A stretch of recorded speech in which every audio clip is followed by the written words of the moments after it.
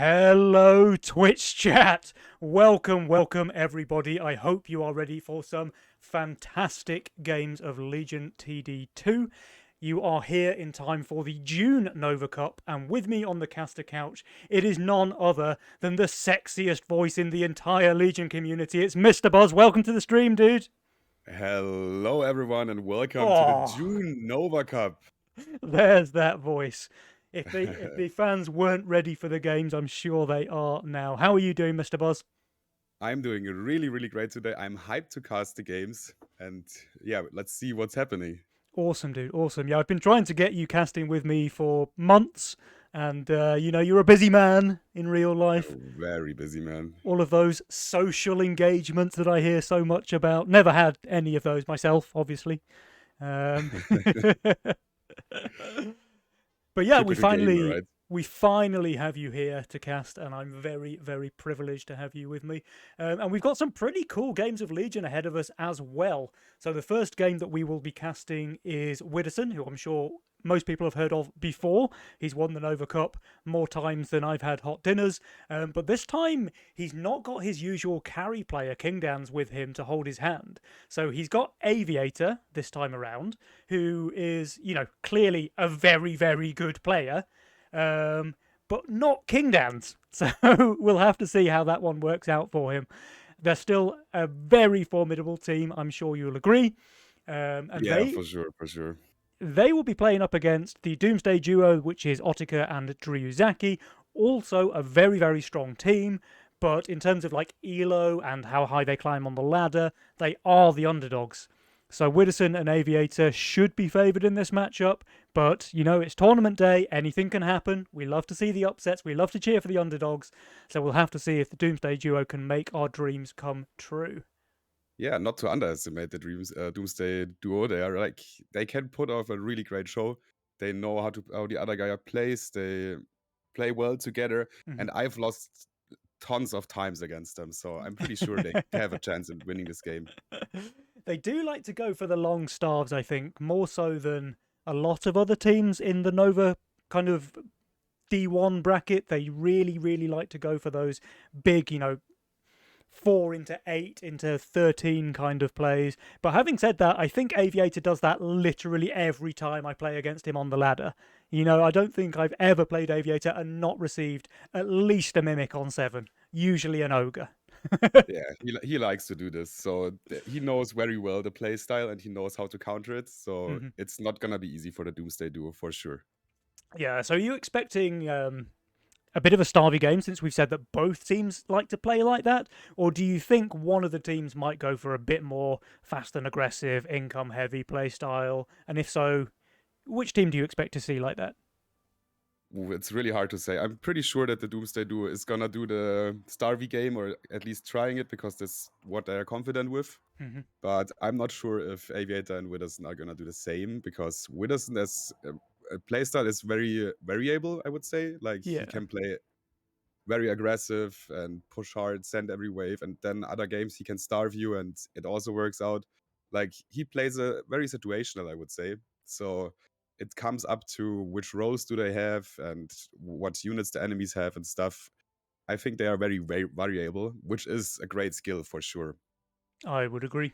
I would definitely agree. It should be a pretty exciting matchup. And also in the bracket, we have a team that I do want to talk about, which is the Sus team.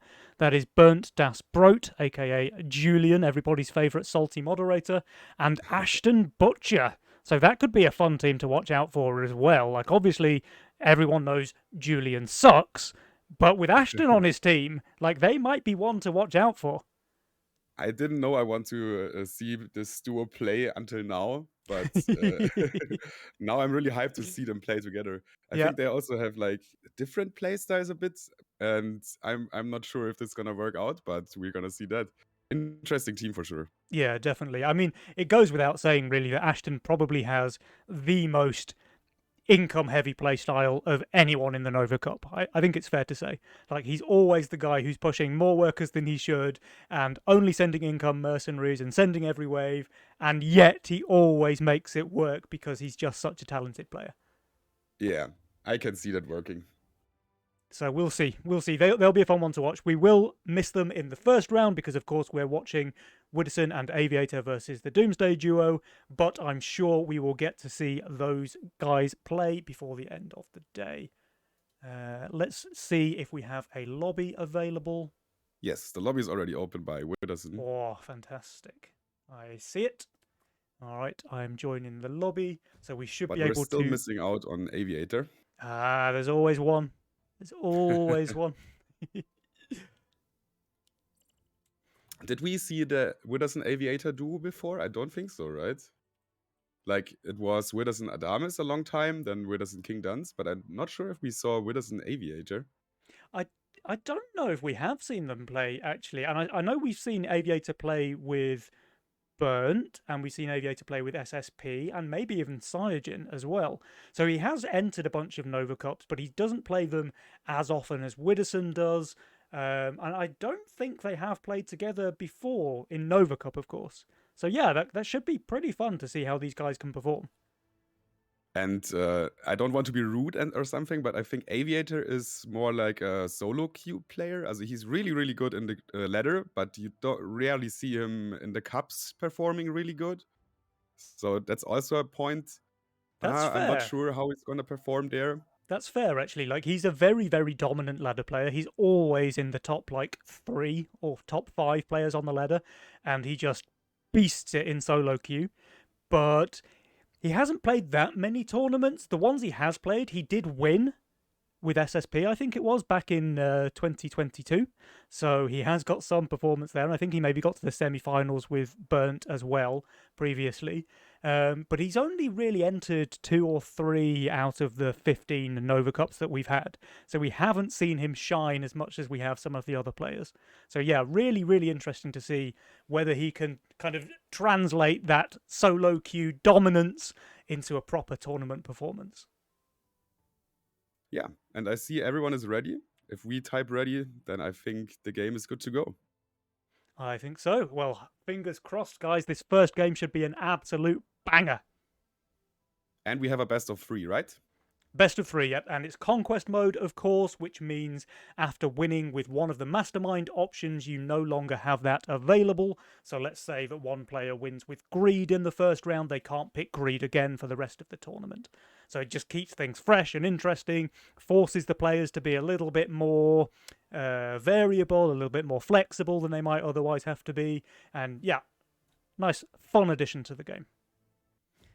There we go. It starts. Oh, ladies and gentlemen of Twitch chat, the moment you have all been waiting for, assuming that my PC is able to withstand the intense heat of this scorching hot summer's day and actually get itself into the game. You may be able to tell, Mr. Buzz, that I'm kind of spinning a little bit of a yarn and just padding some time, knowing that my CPU is overheating and it's going to take a little bit longer to load than usual. I see. Filling the dead air while the hamster spins around in its wheel.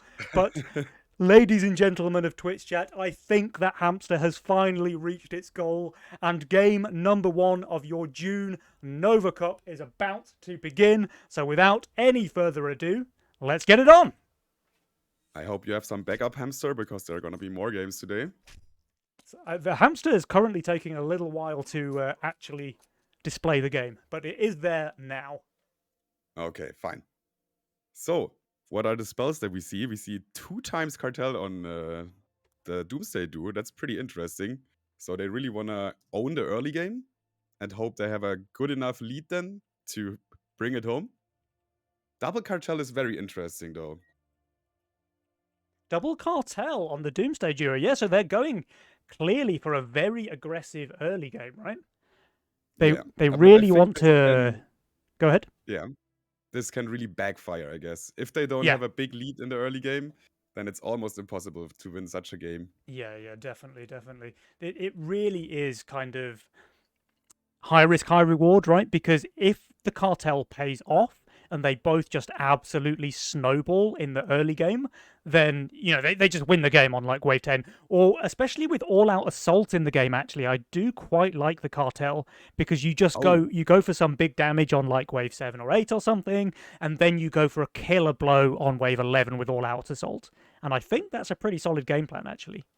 Yeah, I didn't see that. And as we said, they are more like into Starvy. Maybe we see like wave 4, 7, and then 11. And Hmm. if they have some king damage before 10, then it can really work out, especially because there is no defensive spell. Besides Hero, as you want, it's also a defensive spell. Yeah, definitely. And like you were saying, like double cartel can be very risky. Like if they get into the late game, they're almost guaranteed to lose with a double cartel lineup, right? But who cares about the late game if you just win the game on wave 11? Yeah. And we see Greed for Widdowson and Chaos for Aviator. Greed is the most basic one. But Widdowson said once in a stream that he liked to play it the most because it's just stable and it's most skill relying. So he likes to play that. Makes sense. But Chaos is the exact opposite of that. And it's just RNG fest depending Oh, on yeah. what you get. And that's going to be interesting. I think it works well together because one player is like having a good, safe stuff, and the other one is going a bit on a gamble. Hmm. Now, we do have two priestesses on the field as well, one by Widdowson and one by Dryuzaki. The difference is, the big difference, Widdowson was skilled enough to roll Mask with his priestess. Oh, yeah. Looking at Widdowson's role, this is really, really a top tier role. Oh, yeah. Like, he has everything you're gonna ask for with this role. It's literally perfect. Yeah, And he this has is good gonna be answers hard for to wave beat. 7, he has good answers for wave 9, he has good answers for wave 10, and then, by then he's just giga far ahead. Yeah, and I'm pretty sure he knows how to play this stuff, so I don't think we're gonna see an upset by Widdowson, but let's see. And we see everyone is on 6 workers besides Aviator. I mean, Aviator could not push 6 workers, but yeah, very pushy game. Yeah, really fast and aggressive. Everyone's saving their Mythium as well, apart from Widdowson, who sent one snail, presumably so he could afford the mask there. And we do get a round of income sends coming out from all 4 players, it looks like, on Yeah. wave 4. We see 4 Dragon Turtles, the beautiful new skin here. Oh, I really like this skin, actually. It's also one of my favorite skins in the game. Yeah, the Mario-inspired dragon turtle. This is absolutely fantastic. So I don't think we're gonna see any leaks here. The waves were relatively quick, and everyone has like solid builds here. Maybe Aviator. Yeah, let's have a look at Aviator's lane. He gets the biggest send there with the 80. The Tempest, of course, very, very weak on wave 4. But he has other units which are really good, right? And it has to be said, his split tank is absolutely perfect. He has 5 units on the field. All of them were taking damage. Yeah, that was a really great focusing here, and he's gonna hold. Oh, he's easily holding. Yeah. This is just Just showing the us Tempest alive. This is showing the power of positioning, right? Like, have a look at Aviator's lane, make a note of that one, because that was really solid positioning. I mean, sure, he's on 400 value nearly, but it's really bad value for the wave, other than maybe the Fire Archer. But because of his units all perfectly split tanking the wave, he's able to hold there. Yeah, that was really well done by him. And do we see Otika sending a Dragon Turtle now on Widdowson? Yeah, Widdowson's That's going to not be gonna do completely anything. fine. No, he may be thinking that Widdowson would be greedy, but actually he adds a Treant here, so he's more than fine. But what I like to see... Oh, was this an After Income Brute? It was. After Income Brute here by Dryuzaki? And Aviator's actually fairly low value now. I think this might work. But the split tanking that worked so well for him on wave 4 is not quitting here on wave 5 either. Look at this, the Fire Archer is just absolutely beautiful. It does go down, but only just. And sure, he's leaking. But again, with that split tank, it's only 39%. This could have been so much worse. Yeah, for an After Income Brute, I don't think that was worth it. You needed a little bit more of a leak. And now we see Widdowson already on 9 workers. Yeah. So starting to pull ahead of the group. Remember, 3 of the players were on 6 workers already on wave 3, but now 1 player starting to take the lead, and that is this young banana boy here. But he didn't get the big mask for wave 6, which he usually wants, so he's still vulnerable on wave 7 now. That's I would say. true, actually, and especially with the Treant, right? Because it gets weaker and weaker for the first 4 waves after you place it. So that will be wave 3 already on 7. So it's nearly as weak as possible there. Yeah, but there's not a lot of Mythium in Otika's hand right now. No, that's true. He's only on 7 workers, and Widdowson does have Casket in his role as well. Yeah, he just knows that he won't need the big mask if he has a casket. And also the sends are not gonna be big, and he also knows that. And Ooh, we see a mole here by Widdowson. Okay. okay, so the mole and the snail does look pretty good against Ryuzaki. She now drops the Shadow Dancer, which is a pretty Ooh. solid unit, but it really relies on tanks, and there just aren't that many of those in Ryuzaki's lane. Yeah, he's very low on tanks, especially the Warg is down pretty quickly in a magic wave. The Harpies are not gonna tank, so Shadow Dancer gets stronger the more tanks you have, right? Exactly, yeah. It's a unit that just needs time to stay alive. But Summon those clones. I'm still not sure. He has a chance to have a good hold here, but he's gonna leak small for sure. Yeah, I think we need to keep an eye on Ryuzaki's lane for now because this is the most dangerous send. The mole double snail. The Shadow Dancer does die very, very quickly. The mole is getting focused. Will it die? It will. And the priestess is going to get off another heal. Oh, she doesn't. The Azeria just very barely dies there. Aviator. That heal would have been so good. Aviator actually leaks more. Maybe we were watching the wrong lane, Buzz. 41% there for Aviator and a 0% HP Brute. Wow. You love to see it. Rough. Yeah. That is rough. That makes a difference here. Like, if he kills the Brute, then it's like 20% at maximum. Yeah, it's an extra 10 gold for Aviator, but, I mean, it couldn't happen to a luckier person, to be honest. I've never seen him leak a Power Merc on low HP before in his entire life, so to have it happen to him on the main stage in Nova Cup, just beautiful karma. And if we look at the workers overall, we see a slight advantage for the Doomsday Duo. Also, they are getting an income send here. Yeah. So maybe we're gonna see some moves soon. They do have a very slight advantage with Aviator lacking behind a little bit, but Widdowson's making up for that. He has 12 workers, he has the most income in the game, and remember, these guys are playing double cartel, so they don't need to be even in the early game. They need to be pretty far ahead in the early game to make this worth it. Yeah, and so far it's 3 workers, which is fine, but not really what they want. Probably they wanted a bit more. Well, they can push a little bit more. Let's see how the send is working. Do you think they sent 9 or 10? Or maybe even straight 11 now? Oh, I mean, straight 11 could work with that all out, but no, they go for a wave 9 send. And this is a pro leak actually from Ryuzaki, so if they were planning wave 9 all along, the extra time here from leaking those 3 creeps is really good for the Doomsday Duo. Yeah, and we already see Imps and a Hermit going out from Ryuzaki. Otika sending 3 Brutes. Okay. I think a Mole would have been really good from Otika, actually, because everything in Widdowson's lane, like, of course he adds the Avenger here, but we didn't know about that before. Everything in Widdowson's lane, the Priestess, the Mask, is all kind of split shot stuff that the Mole just works really well against. Yeah, especially the Masks do so much overall damage, and the Mole reducing it so hard. I mean that the masks are not a problem on wave 9, but still it's reducing so much damage that I always like to send a mole into this. Yeah. Oh, he gets another brute, so that's 4 brutes, actually. That's a lot of brutes. But it looks like one will get focused on the Azeria. Oh, the Priestess dies really quickly. There was no second heal. This could be very bad here for Widdowson. This is going to be rough. I mean, who needs a mole? 106% leak there for Widdowson. And Aviator is also going to leak, right? He's doing better. This isn't a home run for Aviator, but it's still 48% leak. And sure, Otika's leaking as well, but it looks like Ryuzaki will hold and full cover. She's got a lot of value alive there. But these guys, Widdowson and Aviator, the Schnitzel lads, they're going to take a decent chunk of king damage here. Yeah, that's like 50%, maybe even more. Wow, Doomsday Duo, okay. We were saying... And now we have what you just talked about. Now, actually, Widdowson and Aviator could be one-shotted. And with the all-out assault in the game, I'm pretty sure that Ryuzaki and Otika spotted that and will be for 11 or 12 play, maybe even 13. They're both pushing really, really hard. Look at these values here. We've got Ryuzaki on 1200. We've got Otika on 990 value on wave 10. They're both getting dino sends.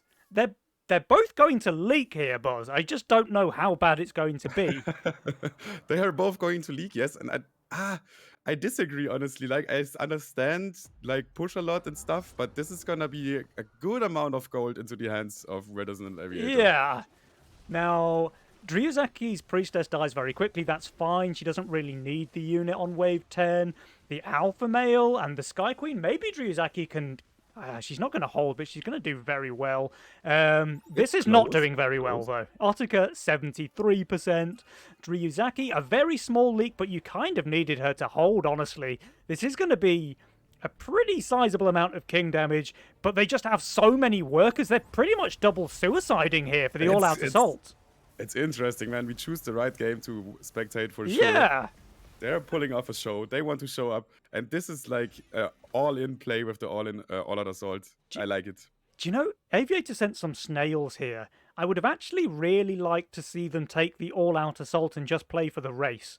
Because after seeing that wave 10, they have to understand that the Doomsday duo are like crazy hard pushed, right? They know they're super hard pushed. They know the send that's coming is going to be absolutely huge. But they also Yeah. know their value's really low. So, and they do. They go for the double all-out. Widdowson and Aviator going to go for some post-income sends here, I think. I think so too. They know what's coming, and they should be aware of that. And And yeah, there it is. Witch and snails going out from Widdowson. And Aviator, I guess a maybe pack leader from pack leader. Aviator? A mole and some more snails? Okay. I mean, the sends are massive on the side of the Schnitzel lads, 520 and 480 for Widdowson and Aviator. And his Azeria dies immediately. Immediately. Oh Ooh, dear. that's not good. That's not good. That is really not good. And we have a Hades here from Aviator. It's gonna kill. It's not gonna kill the Needler. That goes down very quickly. There's 63% on the right hand side. There's 60% on the left, but there's double four eyes on the left. But the gate mechanics. The gate did not open on the left. Oh man. That's gonna be close. That's gonna be. Oh, the Schnitzel lads take it. That is sad. That is sad. I love the play, but I think one of them had to not suicide. Like they both kind of suicided, but I think one of them had to get a bit of a value to have some delay. And with Man. both suiciding, yeah, and also all at assault, you see what's happening. That was a crazy game. Like Holy just the shit, yeah, yeah. double suicide on wave 10 pretty much from Druzaki and Otika. And maybe if like Druzaki pushes one less worker, she holds her own lane, she does some damage against Otika's boss, they don't take 40% on 10, they still get massive leaks on 11. But having said that, maybe they wouldn't get massive leaks on 11 then. Like Aviator just barely was unable to kill the Needler. Remember, it was on like 5% HP or something. Maybe, I don't know. It's just such a close race there. Such a close Yeah. race. And Aviator had a perfect read built on wave 10, the Lord of Death. Yeah. So he can get a Hades on wave 11. Wait. So he knew on wave 10 that the send is gonna be wave 11. And prepared for this. And the Hades is a beast if you have some tank value for it. And it just made the difference here, I think. Buzz, do you see what I see on Aviator's lane? On wave 11? Oh, what? Was he trying to throw? Aviator, hello? I think he really needed that Mythium for the next game. Yeah, so Twitch chat, if you don't know what we're talking about, Aviator actually hunted his pack rat here on wave 11. Like, I think both teams knew this was coming down to an AOA race. And Aviator just thought, you know what? I'm going to treasure hunt. It's fine. I don't need the extra 75 value when 1 second might be the difference between winning and losing. I mean, if the gates open at the same time, I think they would have lost. And then we would have bite his ass, but because this could really make a difference, even though it's just a Swift unit that doesn't have a lot of value, but Yeah. it's still tanking like 2 free hits, and it's still a bit of time that passes. Yeah. Even if it literally makes 1 second difference, that 1 second can be, you know, the difference between winning and losing when it's so close like this. And yeah, I do think their gate was a little bit sticky there on the side of Widdowson and Aviator. But seeing as they have 11% King HP remaining, I don't know if it makes that much difference. Like if it was 1% or 2%, then maybe we could get our pitchforks and march down to Auto Attack Games headquarters and demand they fix the gate. But yeah, I don't think that makes an 11% difference. But still, what a close game, dude. That was absolutely nuts. Yeah, I'm hyped to see now the second game. The lobby is already open. We're just Okay, waiting for you. I will join. My PC is really struggling in the heat. As am I, actually. Maybe you need Alright. another hamster for a ventilator. Yeah, I definitely need another hamster. Or some like heavy duty fans or something like that. Of course, we have all the fans in Twitch chat, but I think they're all here for you rather than me, unfortunately. I would guess they are here for the games, but let's say they're here for us. How can you wear a hat in this weather? Are you insane, dude? Oh, it's not that hot in Germany. Like we had a big storm yesterday, Ah, okay. I think we have so about it's 30 cooled down. degrees here, so it's absolutely nuts. But I have to wear it. It's my signature, right? Yeah. Looking sharp. Although I did write your caster bio as bold is beautiful, and now you're depriving all of the lovely ladies and gentlemen in Twitch chat of your lovely shiny head, which is quite rude when you think about it. I'm gonna show it in the end. So if someone is waiting for it, in the end you're gonna see some bold head. Amazing, amazing. All Just a right. little cliffhanger, you know. So it looks like everyone is ready, Yep. and we're ready for game 2. And I hope we are gonna see an exciting game like the last one again. Yeah, that was And I just a really love that. fantastic game. I really love that Ryuzaki and Utika are like completely fearless. They are not like, oh, we need to be careful or whatever. They are really fearless. They do what they want to do, and this can really work out because sometimes it's gonna be unexpected for sure. I think they know what they need to do, right? Like they know themselves they're a bit unfavored in this matchup. Aviator and Widdowson are both like 3k elo players. So they just go for these high risk, high reward plays, and man, it nearly won them the game there. Really, really close. But guys, game number 2 is on, so let's see what happens here. Oh, we see a change in the strategy by the Doomsday duo. We have now Greed and Cash Out, so that's very different to what we saw last Ooh, game. and a Fiesta on Aviator. Very interesting. Oh, you don't see this often, right?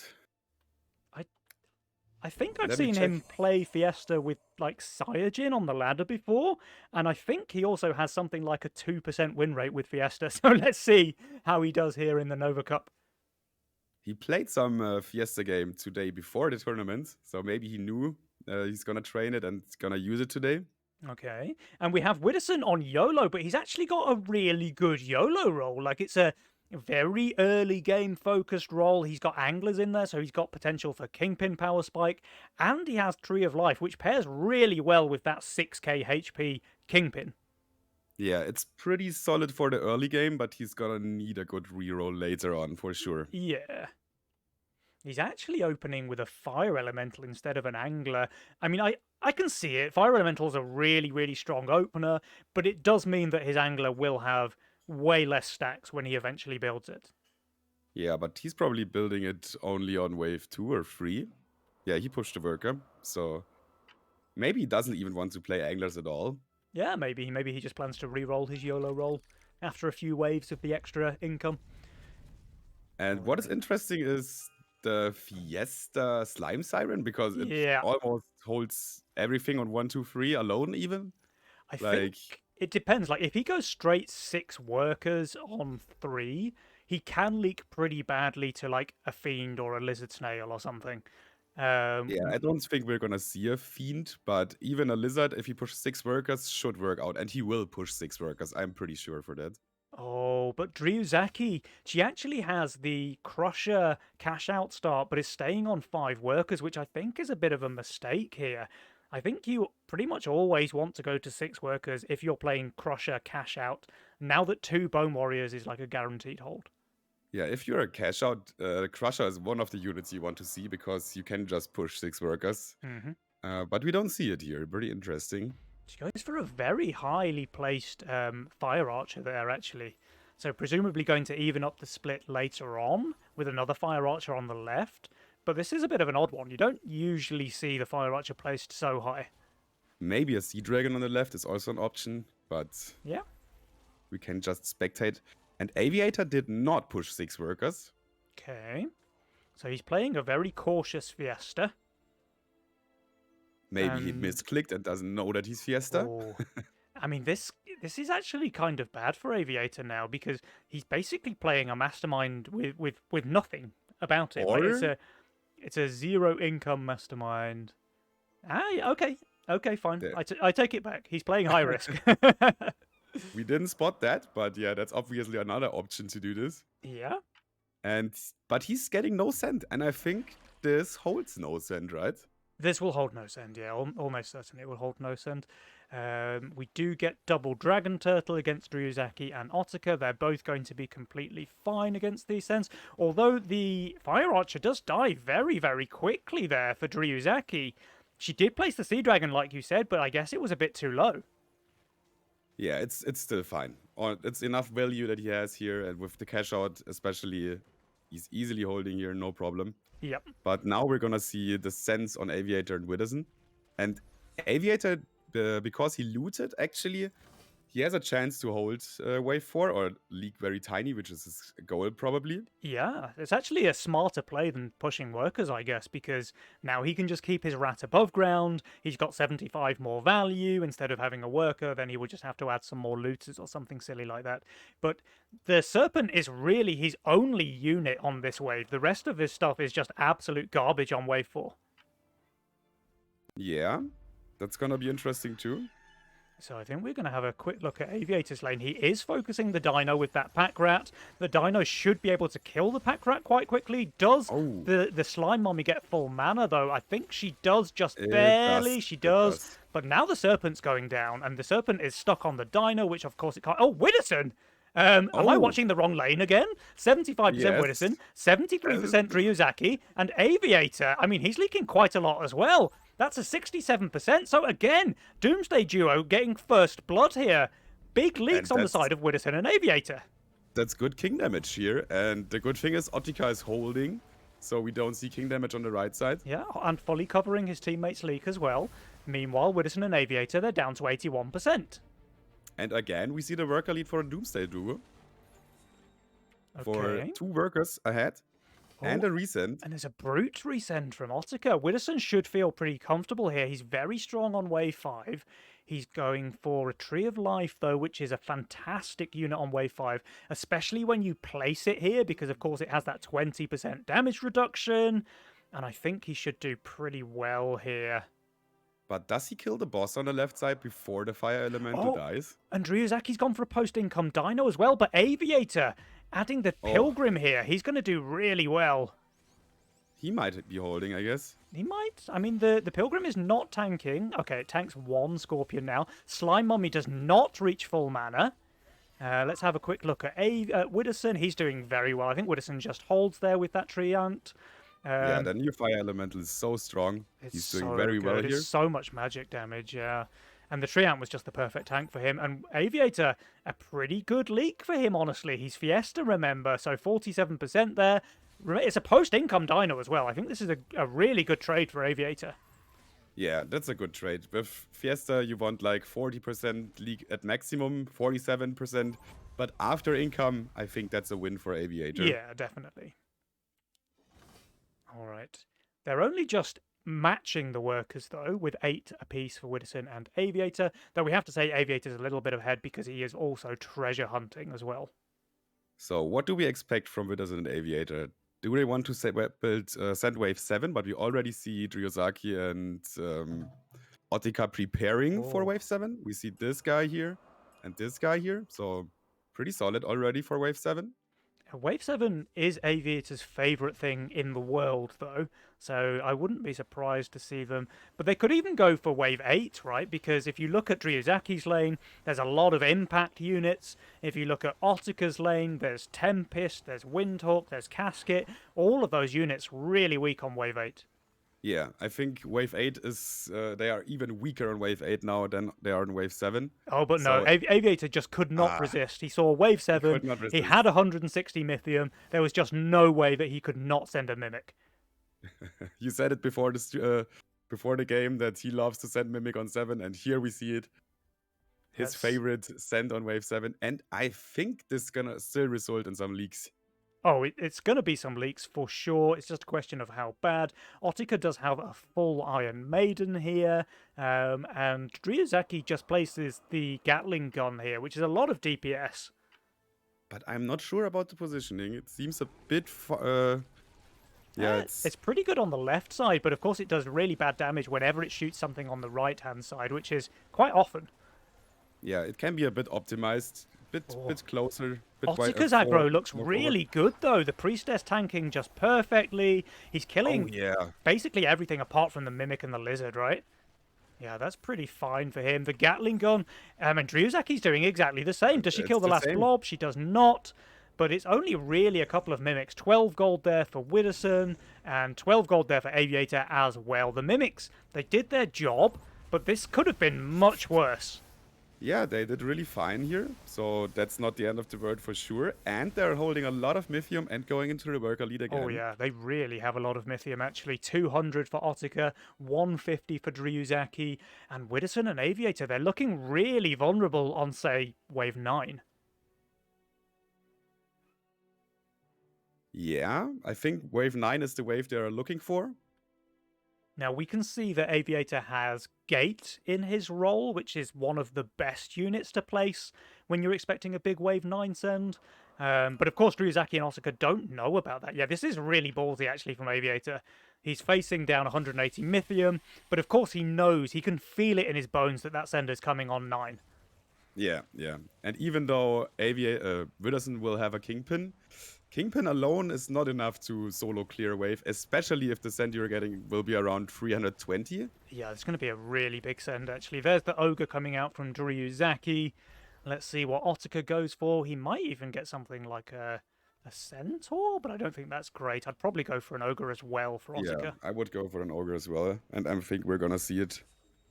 Let's see. It is Ogre and and Hermit. Hermit. Okay, the Hermit's really good, actually, against the double element combo.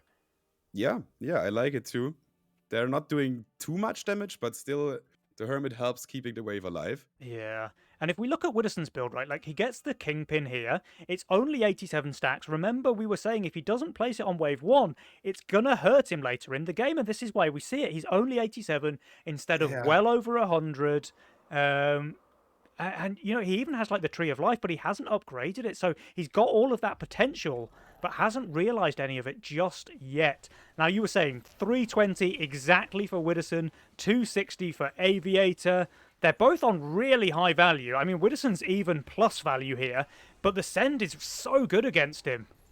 Yeah, especially the Ogres on wave 9, they feel so strong and can do so much. Yeah. But He's Widdowson doing looks like he's well. almost holding the full wave, Yeah. besides the Ogre. It does go down. That's 65% for Widdowson. And Aviator, I mean, he also has the perfect focus, but it's not quite enough. Yeah, he treasure hunted. Again, this is like Wave 11 last game, dude. Like, he knows the massive send is coming. He just doesn't care. Does he know that you don't have to red, actually? You can still have them overground? Yeah, he probably shouldn't have done, honestly. Like, sure, he gets 11 extra Mythium, and he barely leaked his own lane. But if he didn't treasure hunt there, he's definitely holding his own lane and probably covering a bit in the middle as well, right? So they would just take way less king damage. Yeah, it was around a bit less than 20% king damage. Is not that much, but still, they're under 60% now. So again, in a one-shot range. And you don't want to see this with the meta right now. Yeah. There is overwork on the table if Doomsday want to go for that play. But there's also two very good defensive spells there with the hero and the allowance. What spells do you think we're gonna see here? I think hero is just way too good for Widdowson. Yeah, Widdowson will most likely go hero, but the Yeah. other players, I don't really see them picking hero. Maybe Aviator if he wants the gate white main. Yeah, Gate yeah, white hero main, white main hero. gates, dude. Come on, that's too good. But Aviator's leaking no send here. So is Ottika, just barely. He's treasure hunting. He's treasure hunting. These treasure hunts. Yeah. And do we see league? Oh, sends here. Aviator, only one sending income here. That's Okay. weird, but he's holding 16 workers. Yeah, he's definitely ahead of the pack there in terms of workers. We get a double overwork pickup from Driozaki and Otika, but they are Oh. not sending here. Do you know what though? With this 5 DT send from Mm-hmm. Aviator, even though Otika's on pretty good value for the wave with decent units, he might Mm-hmm. leak a little bit to the 5 DTs, and that would be perfect for the double overwork play. Yeah, I actually see that. Like the DTs can really break the neck of Aviator and Widdowson here. If we see like a small leak of Otika there, then the overwork is just gonna do so much work. Yeah, Also, he's gonna push more workers, and then we're gonna see a 12 cent. That is gonna be rude. I mean Otika And will just full push here, right? Like he has to. He's just got a 300 Mythium send from Aviator. He's really strong on 12. And yeah, the Priestess dies very Priest quickly is in dead. Otika's lane, so I Yeah, think this will be a pro league. I hope so. So we see a good long. Yeah, it will be for sure. It will be for Yeah. sure. It Maybe even might a be bit too much. a little bit more than a pro league, yeah. Yeah, yeah. Okay, But it's still on a 67%. fine scale. But Yeah. yeah, and Driozaki, of course, is easily holding. She's still got a full HP bunk and Gatling gun alive, so it won't be the same as last game, where they did a double suicide. And we see the Sens coming out. Yeah, they're pretty What do big. you think about the Four Eyes against the Kingpins? He I actually probably think it's Widdowson. I actually think it's really good because Widdowson, he has that hero he has the hero Kingpin, and he's gonna do Tree of Life here. Almost certainly he's gonna do Tree of Life. And the Kingpin with 5k HP and hero. Oh, he doesn't, he just goes for the second Kingpin. Yeah, I just wanted to say, if he doesn't go for the Tree of Life, then probably the Ogres are better. But if he goes for the Tree of Life, then the Four Eyes is better. Yeah. So in this case, Otika can't know that. But in this case, I would have liked the Ogres more. But I think the two Four Eyes is still a huge send for Wave 12. It's still a And massive send. the Kingpins combined have so much stacks like one should have. Yeah. So let's see how this works out. Only income sends to Otika and Ryozaki, so we're not gonna watch these lanes, I guess. Well, Aviator's wrapping onto his bunk here. No! I thought he was going to pull half the wave, but he only pulled a single imp, which just then gets instantly sniped. Oh yeah, Oh, but and we're his gonna see slime a mommy leak for hit Aviator. 3 full mana just for fun. But Widdowson, with his 2.3k value, double Kingpin. Yeah, like you were saying, the double Four Eyes would have been good against Regen, not so good against the second Kingpin. And he is going to hold. It's only barely. He's got an APS and a small Aqua alive in mid, and they're going to take a decent chunk of King damage. But I think Doomsday were hoping for lethal here. Yeah, but the left team, Aviator and Widdowson, they also have a lot of king ups for healing already. They So do. they were at 60%, then they were up to 80. Now they're at 44 again. But you're gonna see the king is gonna rank up pretty quickly with all these king ups. Mm-hmm. And Aviator, of course, with those pack rats, can just hunt every wave that he's not expecting to send. He's on fire now. It's only a 25 gold shutdown. He's not that far ahead. And actually, Widdowson, if you look at his income, he's quite far behind all of the other players. I wonder how this power score is so one-sided or looks one-sided, because I think it's pretty even right now, especially looking at the workers. I would say Driozaki and Otika are still in a winnable spot for sure.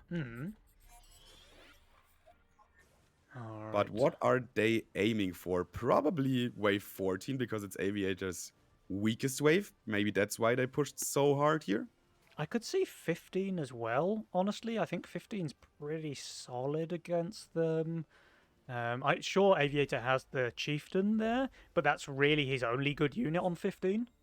And yeah, everyone Yeah, saves their Mythium here, so I do expect a big 15 play. yeah, you're right. It's gonna be 15 for everyone, pretty sure.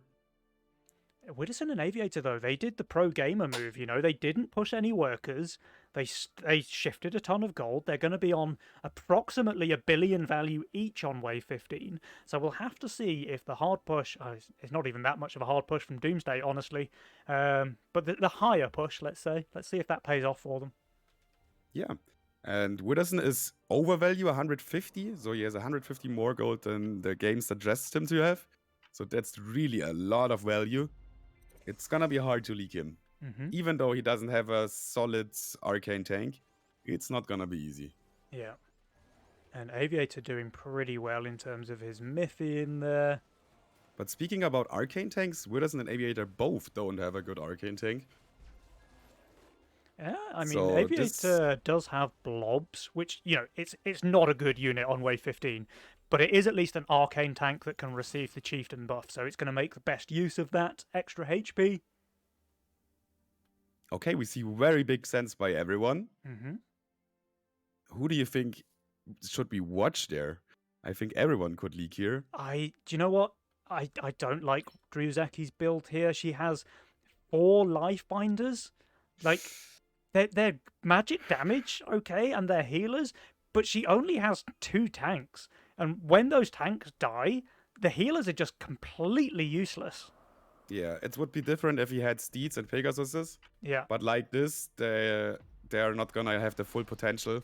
Oh, we have got a double Azeria for Ottica, but I think one of them is tanking the Kraken.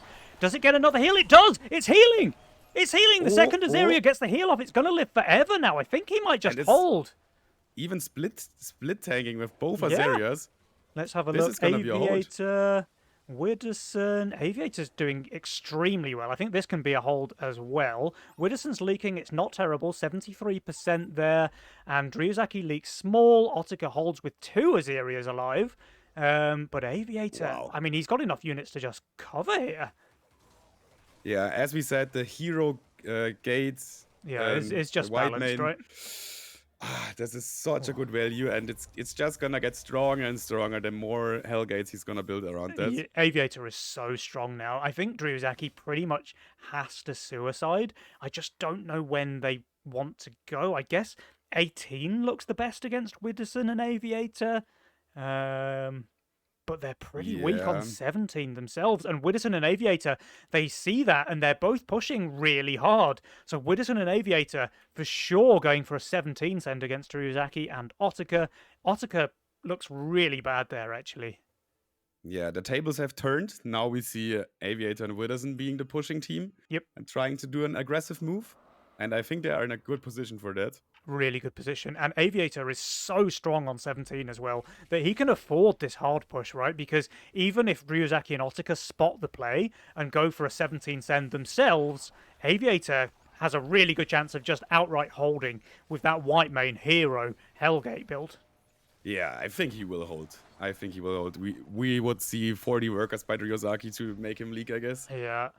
But Right, he's not even close to that. Here's the sends now from Widdowson and Aviator. Drewzaki and Ottica, what is your play? Ooh. They are going to save. Okay. Oof. Very risky That's gonna play. be rough. Very, It's very their risky weakest play. wave, especially for Ottica. I don't see Ottica holding anything here. No. And I don't think Ryozaki can cover that or even hold his own lane. Otika's just spamming the tree ants here. I'd actually like to see him upgrade to the exploding trees because they can pull off some pretty insane holds. But yeah, I mean, they're just so far undervalued. Look at this. Otika's minus 800. Drewzaki's minus 600. They're getting pretty big sends here from the Schnitzel lads. Yeah, and the witch gets some good value also with all the small looters here. Yep. All right, we do have Drewzaki with the double Vulcan cannon dealing a ton of damage, but she just hasn't got the tank line to support it. And this is what I mean. Her tanks are all dead. Now she just has 4 completely useless life binders. And she's actually not leaking terribly, but Ottica leaks 107%, and Drewzaki leaks 73%. They have 0 king upgrades. I'm afraid they're just dead here. They put up a really good fight against the Schnitzel lads, but unfortunately, this is a 2-0 victory for Widdowson and Aviator. With some king ups, I think they would have been able to survive here even. Probably, But yeah. without king ups, it's just not enough, sadly. Yeah, it's a little bit rough. But they put on a nice show. We have to give him that. That was really interesting games. They really did, actually. They played very, very well.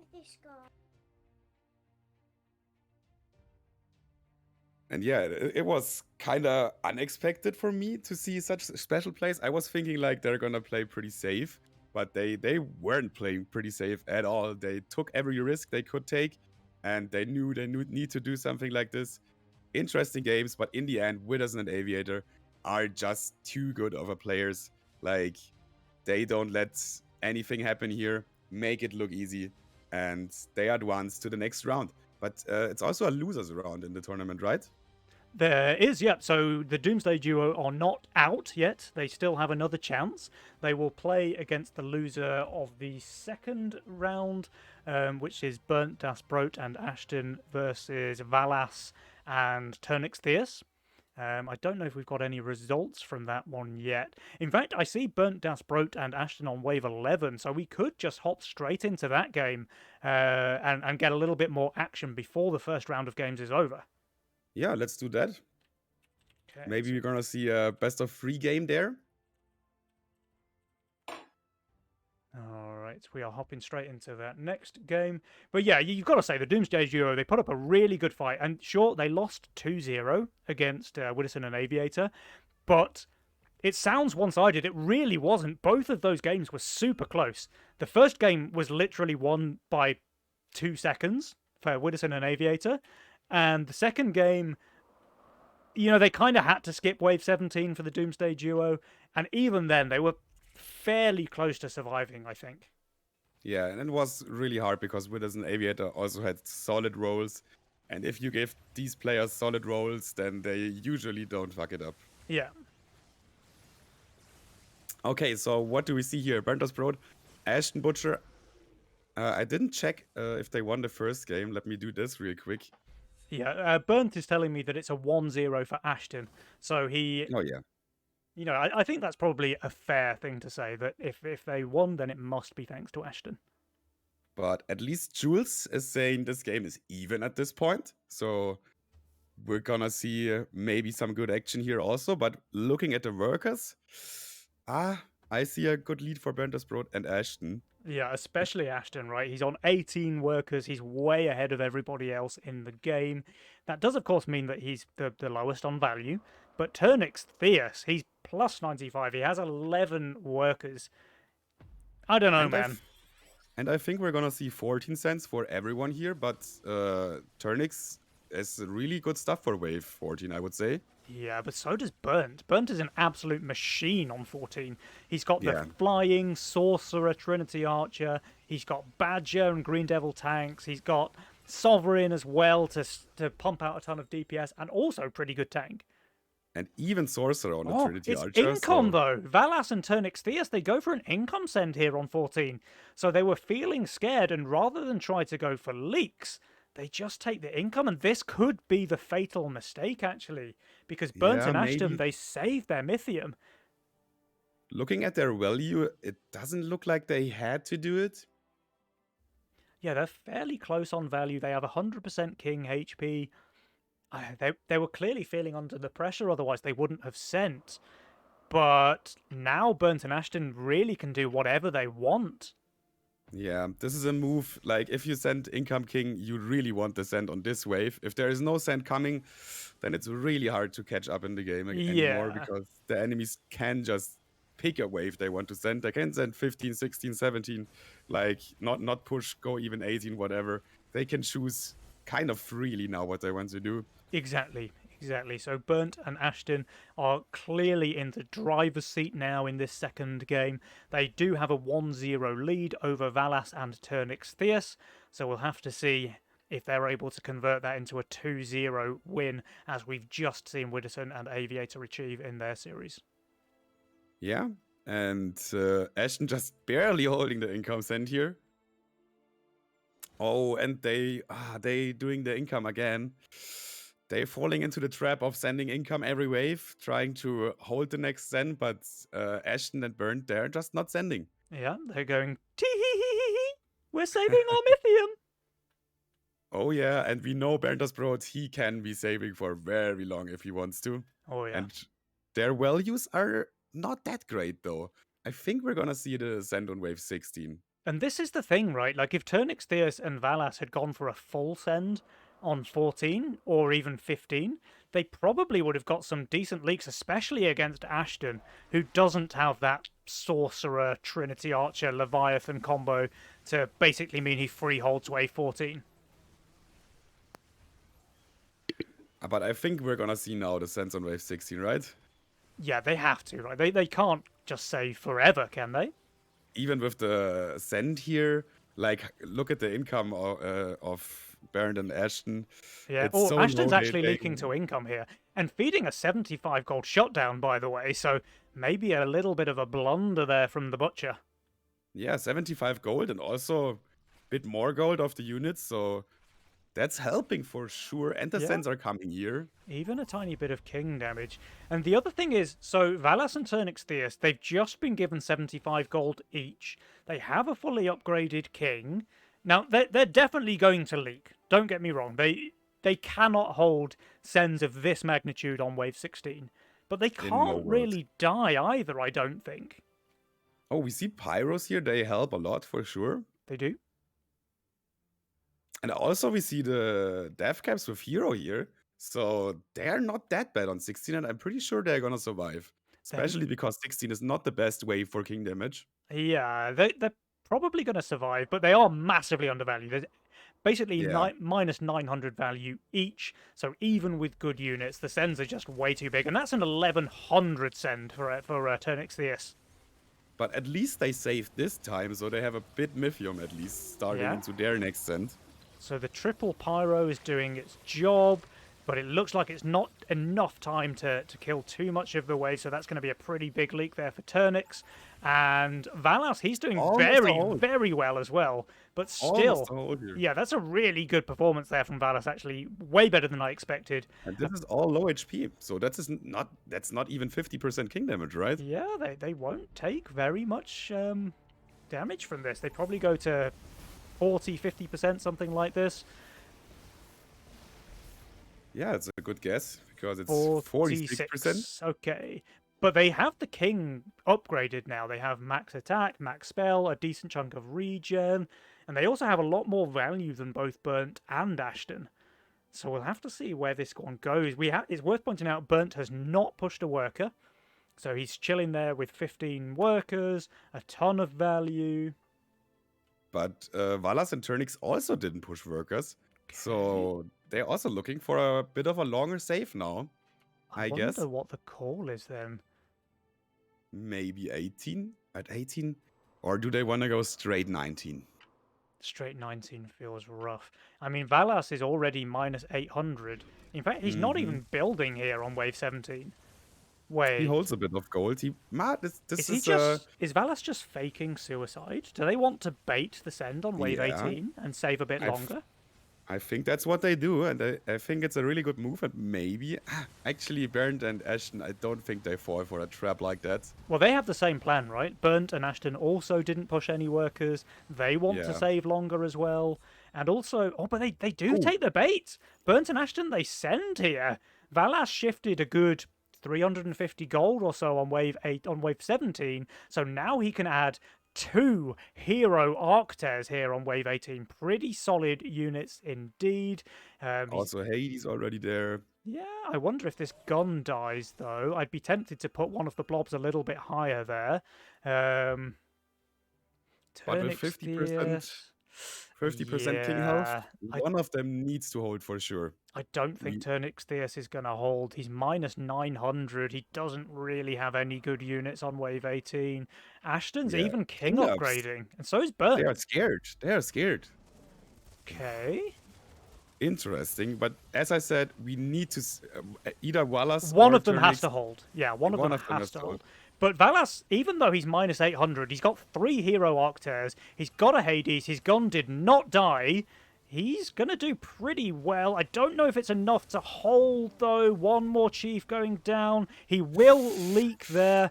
Oh, and Turnix Theus, that's 100%er. Like, a lot of it is kind of low. Of course, he's got a ton of AoE damage. I don't know, Buzz. I don't know if this is enough or not. I think it is enough. I think they're going to die here. The damage of these guys on wave 18 yeah, it's it's just no joke, insane. Right? It's close, but... Ah, man. Not close enough. Not close enough. That's victory there for Burnt and Ashton. They do take the series 2-0. So we actually see both of our higher elo teams in the bracket taking their first games 2-0. But you know what that means, Buzz? That the second game is going to be more interesting, probably. Absolutely. That means that the second round is going to be Ashton and Burnt up against Widdowson and Aviator. So a pretty pretty cool game, actually, for the second round of the cast. Yeah, I would say that's a game that has a solid 50-50 win chance. We have no favorite in there, or at least no clear favorite. Yeah, both That's very gonna be talented interesting. teams. Also, I think something that's really interesting about this round one is that even though the kind of favoured teams were, 300 elo above or so of their opponents, the games were really close. Like, really close. The Doomsday Duo games both came down to the wire, and the game that we just saw there against Valis and Turnix Theus, they died with like one creep and two shamans alive. If Yeah, if they could have just held one more creep in the lane, they probably especially win this game because yeah, because especially with the then Hades.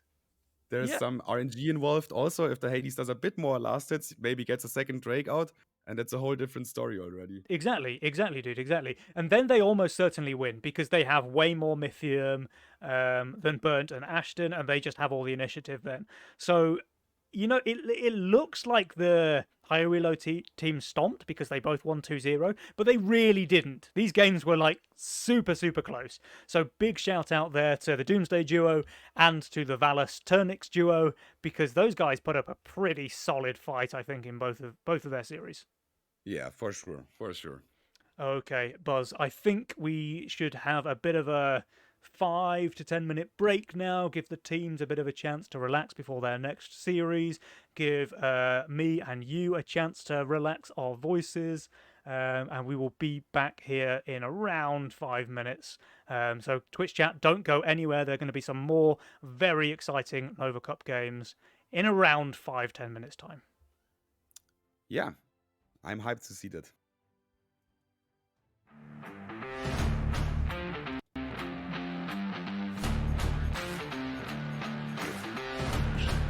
Yeah. Julian, though, burnt das Brot. Yeah. Oh, Witherspoon. Uh-oh. King Dams, he's leaking comfortably 90%. Witherspoon's at Sovereign does pop off, but it's not enough. It's 95%. I think the game's just over.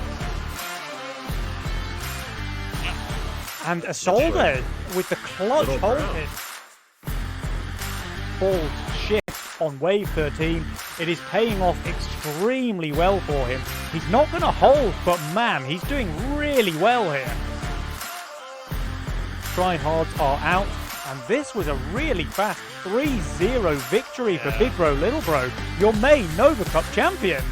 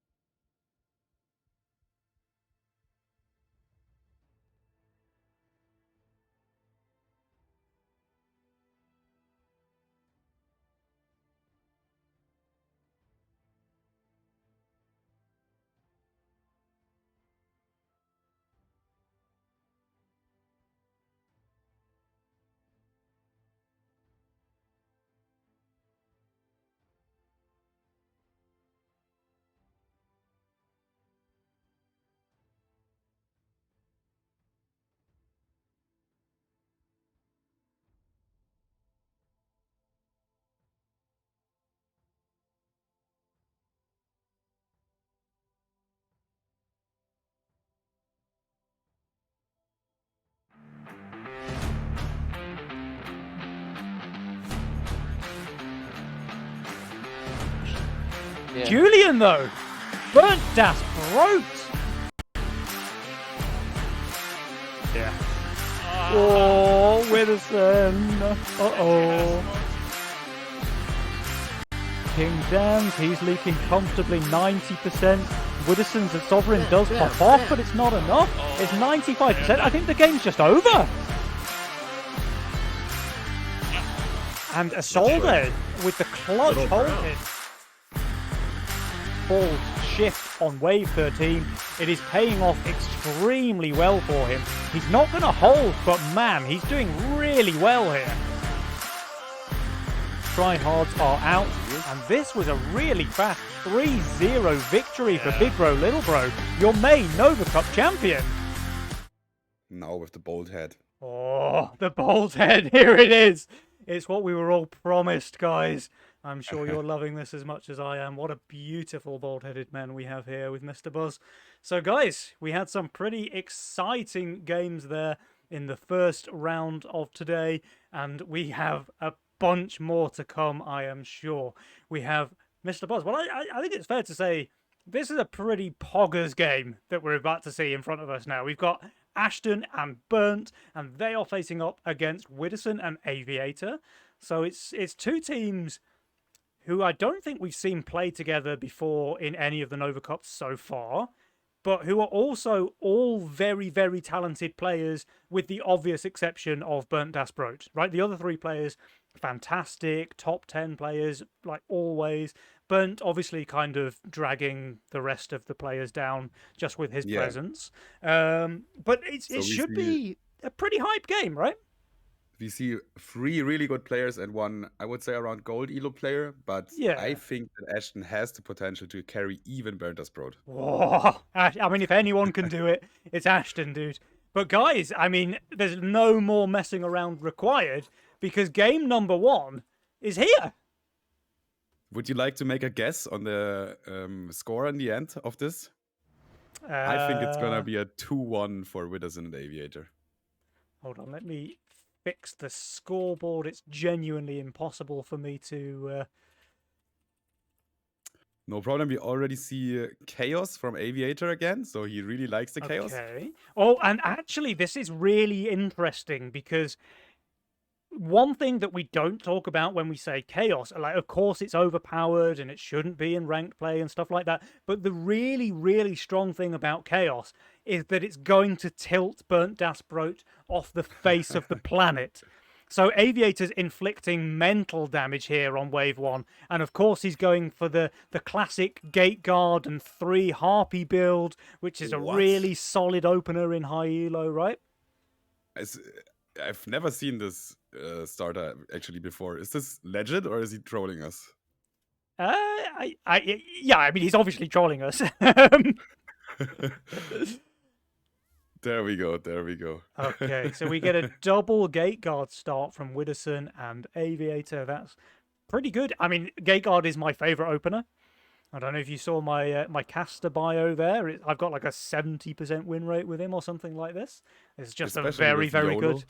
It's just a very, very good opener, right? Like, you get a massive power spike when you upgrade to Harbinger. It's really good for the first 3 waves. Obviously weaker on 4, but then it's good on 5 and 6. Yeah, but we see 2 gate guards actually, so they have combined weak waves. Yeah. Let's see how this works out. Oh, look at this though, Julian. He's staying on 3 workers. He's going to make that explodey tree on wave 2, and then he's going to full push. Then he's going to full push until like wave 6, basically.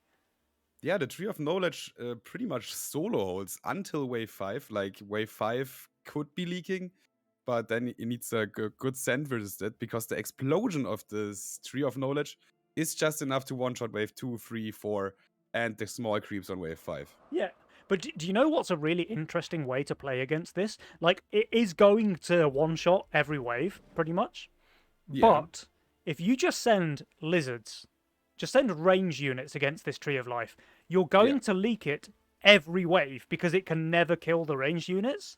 So then you always get to income send, you always get a bit of bonus gold from the lizard, and actually Ashton leaks 65% to a snail meanwhile. Ah. Uh-oh. That is rough. That is rough. This build can also hold that. I know that for sure, but it's Yeah. also a bit of RNG. Like one more cast It's from the literally one flower. tick from the flower, right? Like Yeah, one yeah, more yeah. attack and he kills everything.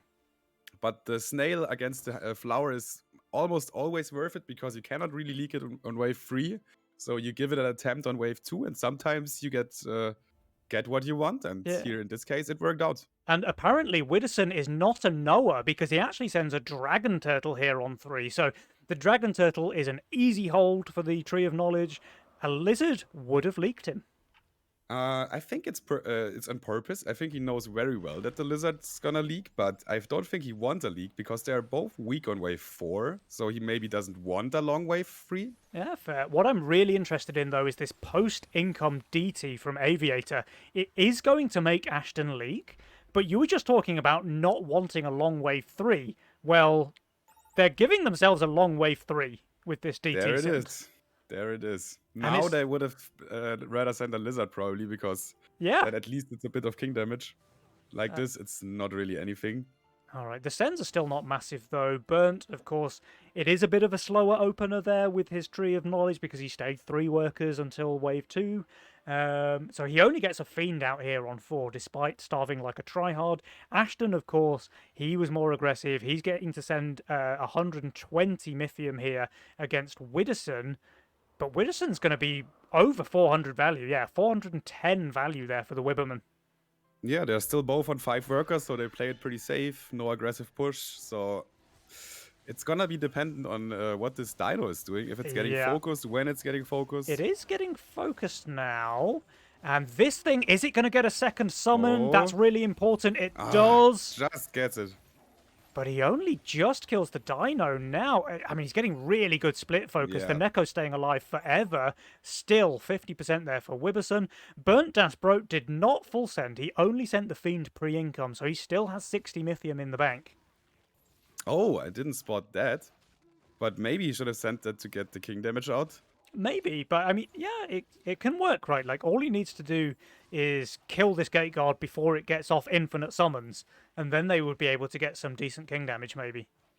But Aviator still pushed like he got a full send. So this resend of the Hermit, especially versus the Honeyflower, very weak against the Hermit on wave 5. Could be really risky, yeah, really risky. Now, Aviator has Pixie here, which he's using as damage, so he's not trying to get it killed. I don't know if it attacks the boss, though, being so far over in the split there.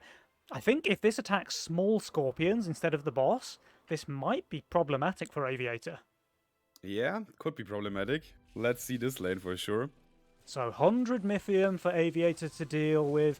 The Pixie is on the boss. Okay, so he has got all of that magic DPS where he needs it. It goes down now, but only after the boss, which is just fine for Aviator. And yeah, the Proton just living as a result of that means that Aviator's doing very, very fine. Probably even holding. Yeah, he's even holding that. Wow, okay. Maybe and going to 9 workers now already. Oh, it's close. I think the Hermit's going to make it. Right? The Hermit wins this 1v1, but this is clearly not worth it for Burnt. Like, he sends a power mercenary there with the Hermit, and it just barely leaks Aviator. While he actually leaks himself to a DT from Widdowson. Yeah, so it's almost evened out. And we see income sends by almost everyone, besides the one holding the most workers. Yeah. So Aviator probably aiming for a Mimic on 7 again. I mean, it is literally his favorite thing in the entire world. And especially if you look at the builds of Ashton, I think a Mimic has a good chance to do good damage there. Oh, definitely, yeah. Absolutely, it does. But a Mole is also an option, but now we're going to focus on wave 6 first, I would say. Aviator's quite low value here, though. He is getting a double DT send there from Burnt. And the DT's really good against tanking, like, all of his damage on the right-hand side. Yeah, the Atom is not tanking anything, though. Oh, it did tank 1. Okay, the DT even managed to get a couple of attacks off on the left-hand side. I mean, he looks like he's doing just fine, right?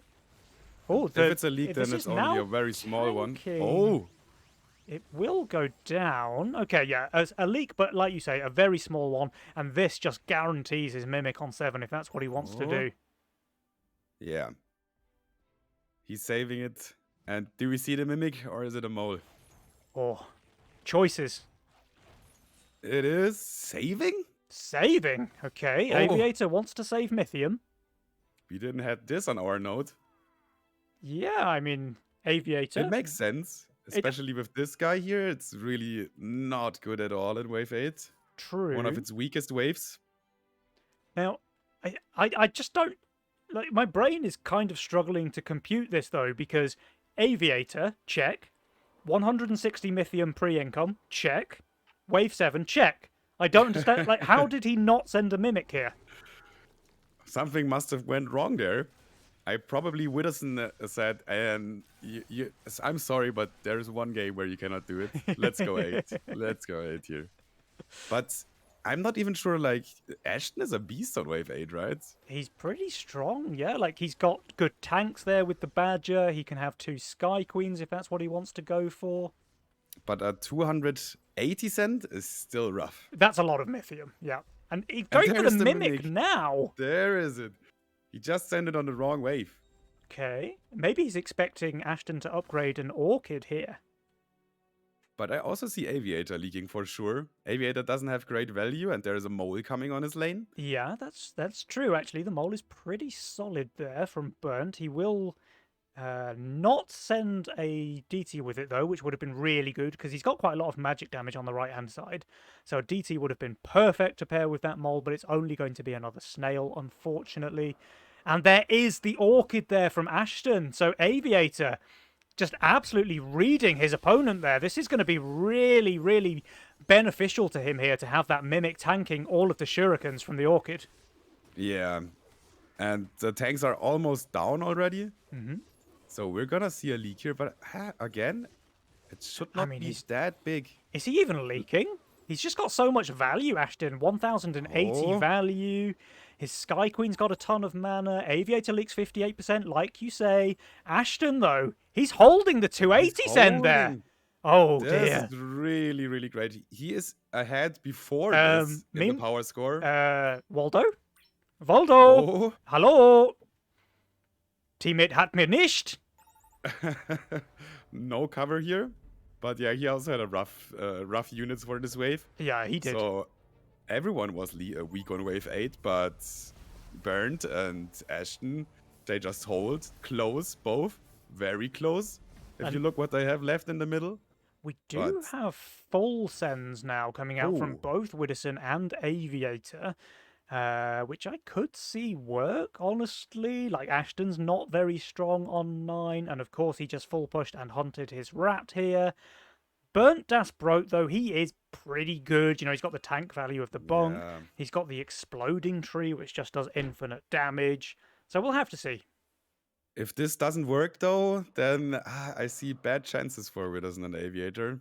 Does Widdowson afford the Brute there? That's going to be important. He does. He does get the Brute out. Okay. Very close, but he gets it.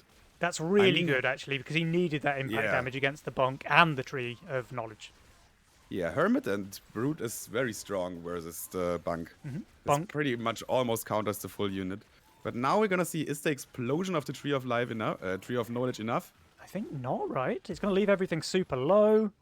Yeah. We see leaks here also. And Ashton also leaking with his double treasure hunt there. So, good read there from Widdowson and Aviator. The Schnitzel lads, they go for a pretty risky full resend here on 9. But as a result, they're getting a ton of king damage in. And we are back to an even game, I would say. Oh, absolutely, yeah. They might even be ahead now. Yeah, Burnt and Ashton still holding their Mythium, and it's a lot. Like 300 cent for both. Now, let's see. Aviator didn't really skillfully roll the perfect units for Wave 10. I mean, he's got... Gate is... Gate is not really it. I think he's not expecting the 10 send. If he was, he probably tries to do something with the Howlers, right? Because I think a couple of Sunfang would just shred the boss on 10. Yeah, that's always a bit of a trap of Chaos. Sometimes you want a unit for your build just, and it doesn't really fit for the actual wave. That's something, some risk that you kind of have to take sometimes with Chaos. Yeah. And it's not going to pay out for him. A lot of this depends now on whether he snipes the Ogre. And it looks like he's not. So all of those impact units on the left are on the boss. And yeah, the Ogre, it is tanking the Chloropixie and even some of the Gate creeps. But That's the crucially, worst outcome. yeah, That's the worst outcome. it lives forever. I mean, sure, it's going to die now, but it really Oh, did its job there. And Waldoson, it looks like he's leaking as well, even with the double Daphne there. yeah, but that's gonna be some king damage now again. Yeah, these two teams are just really taking turns, taking big haymaker swings at one another, it seems. Very aggressive early game so far. Hmm. We're gonna see if they gonna relax a little bit now and going for longer saves. And it looks like they didn't push a lot more after this. Burnt pushed quite a lot, but everyone else pretty calming. And Witherson gets his Oh. castle value now out. The castle really kicks in. And I'm really excited to see this though, Buzz. Burns is going for a magician, Starcaller, Tree of Knowledge circle. Ooh. This actually can be obscene. Like you guys I've need never to, seen it before, but it's for sure it can be really strong. yeah. You guys at home, Twitch chat, you need to like make sure your children aren't watching this because the Tree of Knowledge with double mana regen buffs is just really disgusting. Yeah, right now I think the unit is a bit too strong even without stuff like that. Yeah. And then you have a Starcaller and a Magician. Oof, It's just that can be really hard. insane amounts of damage on any melee wave, basically. Yeah. So we see a lot of different spells here. Glacial Touch for Ashton Butcher makes sense, I think, with his stuff. And Yeah. investment for Witherson and Aviator. So Witherson basically has the double investment with his castle. He has so And- much income on Witherson. Yeah. Look at that. He's nearly 100 income ahead of Burnt Das Overbuilder. Yeah. And Bernd is not even holding a lot more Mythium than Wither. Yeah. So that is a huge difference, yeah. But yeah, they clearly they went for the double economy play there with the investment for the Schnitzel lads. And like you were saying, Witherson with Castle as well. It's just so much extra economy as they move into the late game. Where do you think do we see the Sends here? I would say naturally Witherson and Aviator getting a Send on 14 or should get a Send on 14. But Ashton and Burnt, they look more for a 13 Send. Yeah, Burnt really doesn't look great on 13 and neither. I mean, Ashton, he kind of looks pretty good actually because he can have the rats above ground if he wants them. He can have the orchids boosted if he wants them. But importantly, nobody is sent here. So I am really interested to see now, does Ashton waste gold on these orchids against a no-send? Yeah, and as I said already on wave 11, there was not big pushes, so Ashton Butcher is still on value. Mhm. Even if not sending after 3 waves, still on value. So they played pretty safe, and they wanted 14 or maybe even 15 all the way along. Now, it looks like Ashton is not boosting his orchids, which is good. He's also not treasure hunting, though, so he's losing... Oh, he does even Oh, spend the now he's 10 gold. boosting, yeah. Okay, so he was scared here. A little bit of a... I'm No not going to say hardening, I'm though. not going to say a misstep because if there were sends here and Ashton Yeah, yeah. doesn't boost and he hides all 3 rats, then that would have been a big mistake. Yeah, and as I said, they are kind of weak on 13, so the Send could easily come there. But we see Sends on 14 now from everyone. And this is a lot of Mythium from all 4 of our players here, Buzz. In fact, it's nearly identical sends, right? Because we've got 18 workers for Wibberman and Burnt, and we have 16 workers for Aviator and Ashton. So nearly identical sends coming through. It's going to come down to who has the better build. And I think Ashton's really strong here with the Iron Scales, Hardened Mudman, Sky Queens, right? The Hades is even better than you might think on 14. Burnt, he's got the double Explodey Tree with double mana buff. He's got Veterans for tanks. And Yeah. meanwhile, I mean, Aviator, he did skillfully roll the Trinity Archer with Leviathan, so he's got a ton of damage. Yeah, but he's also a bit low on tanks. Yeah. I think the only one who has a potential to hold here is actually Ashton. Yeah, Ashton But- should do pretty well. I mean, this is just such a big send from all 4 players. Oh, okay, it's a Burnt. big league for Aviator for sure. Yeah, Ashton's easily holding, actually. He's going to have half of his units alive, like the Hades, a bunch of dragons, Sky Queens are all alive. Burnt Yeah, but Leak's he's very also the only small. one on value, right? Yeah. Aviator's leak is pretty good there, 44%, and Wibberson only leaking the Needler and nothing else. Yeah, that's actually pretty tiny league all over the map, but Yeah, with Ashton holding here, I think that's a slight advantage here for Ashton and Aviator. It is advantage for. Well, I think it's an advantage for Burnt and Ashton, right? Because they didn't take any king damage. But Widdowson is going to start Oh yeah, yeah, yeah. steamrolling here. Like, he's so far ahead of everybody else in terms of his income. He did just very tiny leak there on 14. And sure, they have a little bit less king HP, but they also have way more king upgrades. And Aviator just rolled the egg here. Yeah, I already pinged it. The egg, and I think it's a really good move because they don't expect a 60 cent. Yeah, they they? were expecting like 17 as the next big send. But with that egg, that just becomes so much harder there for Burnt and Ashton. And we see everyone is shifting gold here. Literally everyone, at least 200 gold in his hands. So no one wants to show how much they really pushed. Yeah. And the answer for Burnt and Ashton is well, Ashton has pushed quite a bit. Burnt's pushed 0 workers. Oh yeah, that's a classic Baron play here. Classic Burnt play. Not 1, not 2, 0 workers there for Burnt Desperate. Yeah, but that makes the egg of Aviator even better, right? Yeah, it really He's not does in danger. actually. Really, Not in really danger does. at all. Maybe he even wants to sell the atom so the egg can survive here. But they probably have to do something like a 18 send or so, even though Widdowson has the Phoenixes, because Aviator, when that egg hatches, when he's got the flying Trinity Archers, which he skillfully rolled another one, by the way, he's just gonna be just so strong, right? Yeah, yeah. But are they gonna hold the nerfs on wave 17? I think everyone is gonna be at least a tiny bit scared from wave 17. They have to be Because scared. if you save and the other team sends, then this You can can be just crucial die. for both of the teams. Yeah. But Burns is looking really, really strong on 17. He has 2 Havens. The Explodey trees are probably better than you might think there as well. And Ashton, he's just got infinite value. He's got Mudmen. He's got Sky Queens. You know, I think I could see them save, honestly.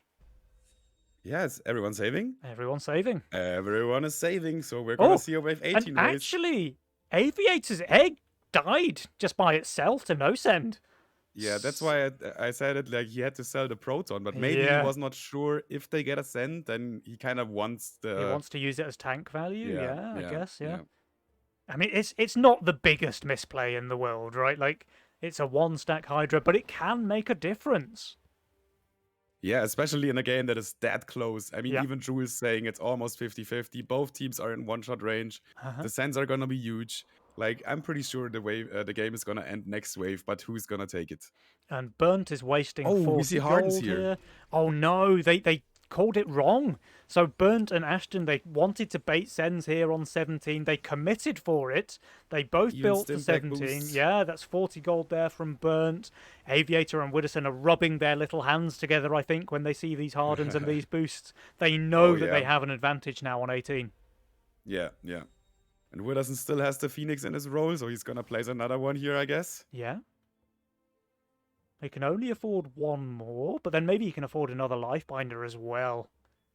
I think Widdowson's just really strong here. Has a great potential to be the holder here, or the longest delayer, let's say it like this. He doesn't go for a second Phoenix. He really just wants to delay it, looks like. Okay. Interesting. I think the Phoenix, like, if you could make it off-tank, it almost has to be the best delay unit. Yeah, I mean, it's swift, and it's also putting out a really great amount of damage on wave 18, and offensive is sometimes the best defensive, right? Exactly. If it kills just a creep alone, then yeah, what else do you want from a unit? Burnt has his double Fatalizer there, 1 on each side, and this is a ton of damage, by the way, against wave 18. It's the Phoenix is already dead. Okay, that's rough. Aviator, it looks like he's being overrun a little bit there, but he's got so much damage still. Burnt, he's going to kill 1 more? No? That's 119%, and Ashton leaks 67. Aviator is the one holding here. Aviator's the one holding. Yeah, he's got half of his units alive, it seems. He's even covering that, probably. And yeah, Ashton and Burnt, despite being 73% King HP, with not a single upgrade really to speak of, they're just dead here. They are dead, and this is game 1 for Widdowson and Aviator. Okay, wow. But like we were saying, that mental damage has been done there with Aviator kind of perfectly rolling the unit he needed for every wave that they were being sent on, and Burnt, you can guarantee, is tilted out of his tiny little mind right now. Probably, yeah, especially with the hardens and the stim packs on 17 Yeah, that maybe made the difference. I mean, Aviator held, so probably it would be the same outcome, but it's still it's nerve wracking to have a harden and stim pack, and then yeah, the sand is not coming. yeah. It was a bit of a you can't call it a mistake from Burnt and Ashton because they had a game plan. They wanted to like do zero push, try to Yeah, take the send on 17 and then win on 18. But Widdowson and Aviator basically had the same idea. So if they had sent on 17 into, the stims on Burnt, the hardens on Ashton, then maybe they just win the game, right? Because they can hold those sends and then they can have a massive counter send on 18 or even 19 if they want to. But yeah, this could have is easily been a different story. this is the kind of margins that decide Legion TD games at this level, right? Like all of the players, really clever people, really smart people, they just have to mind game each other. And the players who made the wrong mind game, in this case, Burnt and Ashton, end up losing the game. But well played. It's still a really close game. Yeah, it was close and exciting to watch, and yeah, I still don't have a clear favorite in this game. I mean, I have to say that Burnt and Ashton need to win the next game, right? Because there's no way that this series is going to end in a 2-0. Like, the fans, they demand it. It has to go to the full best of three. So, Burnt and Ashton, come on, guys, pull your finger out. It's time to win this next game. I told you it's gonna be a 2-1, and I'm gonna stick to it. I think the second game goes to Bandos Broad and Ashton, and then we're I gonna see a really exciting last match. I certainly hope so, dude. We need to see that game number 3, right? All right, we have all the players in the lobby, so we can probably get into the next game pretty quickly. And man, yeah. What is worth pointing out though, Aviator cannot play Chaos again. So Oh Burnt's yeah. Burnt's mental state might be a little bit salvageable there. Be interesting to see if they switch up the send order actually. So far, no. It looks like Burnt and Ashton are happy to send into the same players they did in the first game. So Burnt will be sending to Aviator again and Ashton into Widdowson. So what are the rules for this? Like the losers team decides, or what is the rule Yeah, for this? whoever loses the first game gets to pick the send order for the second. I think in the first game it's just whoever's on the top of the bracket gets to choose. So basically the highest elo team gets to choose. Okay. So a Do little we see everyone is ready? Yes. Burnt and Ashton already. Haven't heard from Widdowson and Aviator yet. So let's see.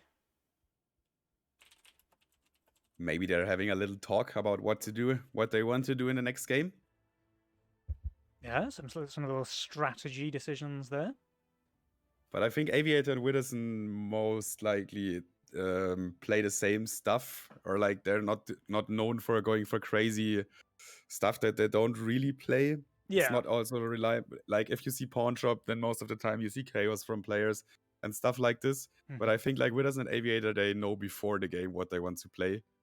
Yeah. I mean, these guys are pretty switched on, right? You can guarantee that they've got a strategy not just inside the game but outside of it as well. Yeah. Oh, Twitch chat. Here it comes, the all-important game number 2.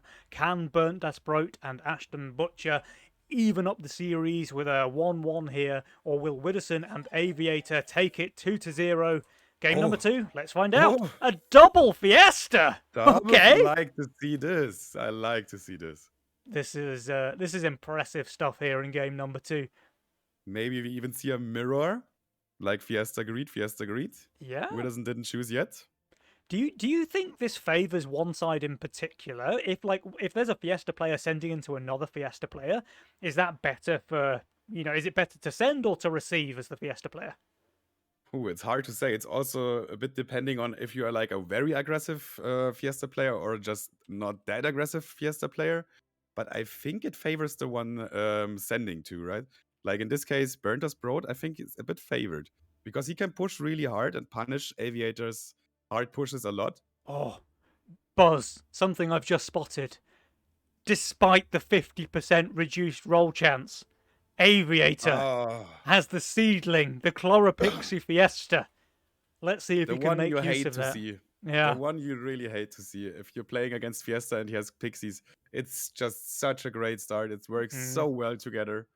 I think the Nekomata and any tier 1 is also a pretty damn good Fiesta opener. So Burnt, his Fiesta roll is pretty good as well. And Ashton even going for the 5 worker opener as well. Like no cares here about his Fiesta teammate. Okay, what do we see? We have a Oh, Bone Crusher for Widdowson. look The at this though. Pixies. Oh, Both of the oh, Fiesta Aviator didn't. players. Both Fiesta Aviator player. didn't get a cent. Yeah, both of them. He also saved his Oh yeah, Mythium. So yeah. both Fiesta players try-harding already on wave 1. Burnt will be able to send that DT pre-income against Aviator's Pixie build, but Aviator, he's going to be able to send 60 into Ashton as well, and he might be a little bit in danger there. Wait, Burnt? Burned. Burnt! You're supposed to leak there. Oh, he didn't leak there. What? I didn't even spot that. Yeah, he's Burnt. Maybe he didn't get the memo that when you're playing Fiesta, you're supposed to leak like really small on wave 1. Honestly, I would say this should leak, but maybe it was some good RNG, which is in this case bad RNG. Yeah. Oh, Ashton's going for the double Oathbreaker start. That's an interesting one. He is getting a 60 send here. Aviator has 6 workers, of course. He's going to leak the entire wave here. Yeah. He didn't. Oh, wait. It's only going 40 out. Hmm. Did Bertasprot not get the snail in income? Or did he not want it? Maybe he just didn't Oh. want it. Yeah, that's an 89% leak to a DT there from 89%. Aviator. But Widdowson, Oh. he's He's Widdowson? dying. It goes Ah. down. The Crusher is dead. Burnt leaking 58% as well, but Widdowson leaks 40, and Ashton, of course, is holding, but barely, actually, 2% HP on his Oathbreaker. So both teams getting some king damage here early on wave 2. Holy, this is gonna be an aggressive game, I have Oh, a yeah. feeling. If this is wave 2, man, and we already see king damage on both sides. We see 7 workers for Aviator and Ashton. And Ashton. Ashton is just not scared, dude. He's receiving from Fiesta Pixie, which is maybe the most possible pressure in the early game. And he just goes, I don't care. I'm Ashton Butcher. 7 workers, bro. Maybe he should have also picked Fiesta. Yeah. I mean, does he hold here? It's interesting. He's still thinking where to place the Nikomata. He's not sure. I'm not Alright. sure how good this holds versus a Dragon Turtle. But he's getting a king up with it. Yeah, that king up so- is kind of questionable, honestly, from Aviator. Like a 60 send here could have been really dangerous, and just a DT, I think Ashton should do fine. Aviator leaks 58%. Wibbison will hold here. Burnt, he only received a king does up, so he's Burnt. easily holding. But Ashton is just holding with 7 workers here. What an absolute unit Ashton Butcher is. Would been a different story with a snail here. Oh, wait. Oh, Wait, he does hold. He oh. does hold. Okay. Would be a different story with a snail here, and Aviator is gonna notice that and be like, Yeah. why did I do a king up here? But maybe because they took already so much king damage, they thought like the heal ups are more valuable. It actually could have been a pretty big leak there on Ashton if the snail was Yeah. added, right? Like, he Yeah. just barely held against the DT alone. The snail can make a pretty big difference, I think. Yeah, because the Oathbreaker and the Nikomata with no stacks, they take even a long time to kill a snail. So that would have been a different story.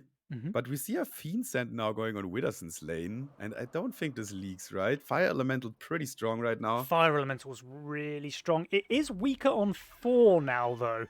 It Oh, it's used to- 100 cent even with a lizard. there. Okay.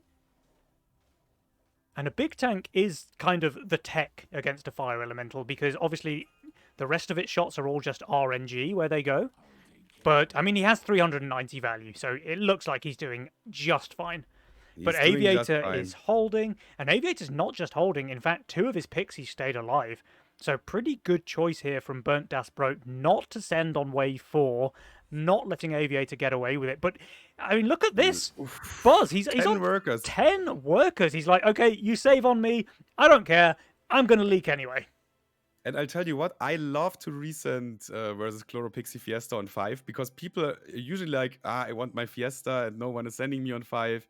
So if you send like if Bertas Broad sent like three dragon turtles, which he Mhm. almost gets. Okay, let's say he sends 2 dragon turtles and a snail. This is gonna be horrible for RV Aviator. Mhm. But he's not sending. So Aviator is gonna be happy about that, but he needs an answer for wave 6 and for wave 7. Because Yeah, with 10 workers, oof, yeah, this can he's be gonna have a rough. rough time. And He's gonna leak nose that here. they may not go wave 6 either. I can see a world where Burnt. Oh, okay, he sends on wave 6 just as I'm about to explain my like master theory for why he's going to send on wave 7. Um, but no, Burnt just goes for the income send on 6, and Aviator giga rewarded here for those 10 workers, leaking only 3 creeps with his Fiesta Pixie build. Perfectly done. And That's look at what you want to this! see. 3 what? brutes! Free income from Aviator sending into Ashton, who is really not looking strong here on wave 6. He's gonna add a Halo, which might be his saving grace, but his tanks are kind of lacking. Yeah. The Halo, it's gonna do a good work because there is no tank sent, so it's Mhm. pretty good in killing the wave.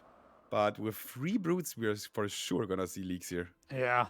Now, Burnt Das Overbuilder, of course, he's playing Fiesta with 655 value on wave 6, but maybe this is going to be pretty good for him because he receives 3 brutes as well. Meanwhile, Ashton, 220 Mythium on wave 6. I mean, that's just rude, isn't it? Yeah, so Aviator leaks already. Of course, Let's see 98% how the right team is doing. Widdowson will hold. Burnt, I mean, he's doing well, but he's not going to hold. He does kill all of the wave creeps. He leaks 2 brutes. Ashton leaks quite a lot more there. 3 wave creeps, 2 brutes. This is decent king damage here for the Schnitzel lads. Yeah, and Witterson is not just holding, but also covering in the middle. So this is really, really good now for Aviator and Witterson. Oh, wow. This is actually way more damage than I expected. They're down Oh. to 60% king HP.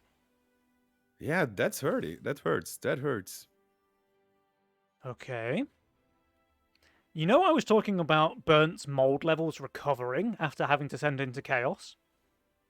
Yeah.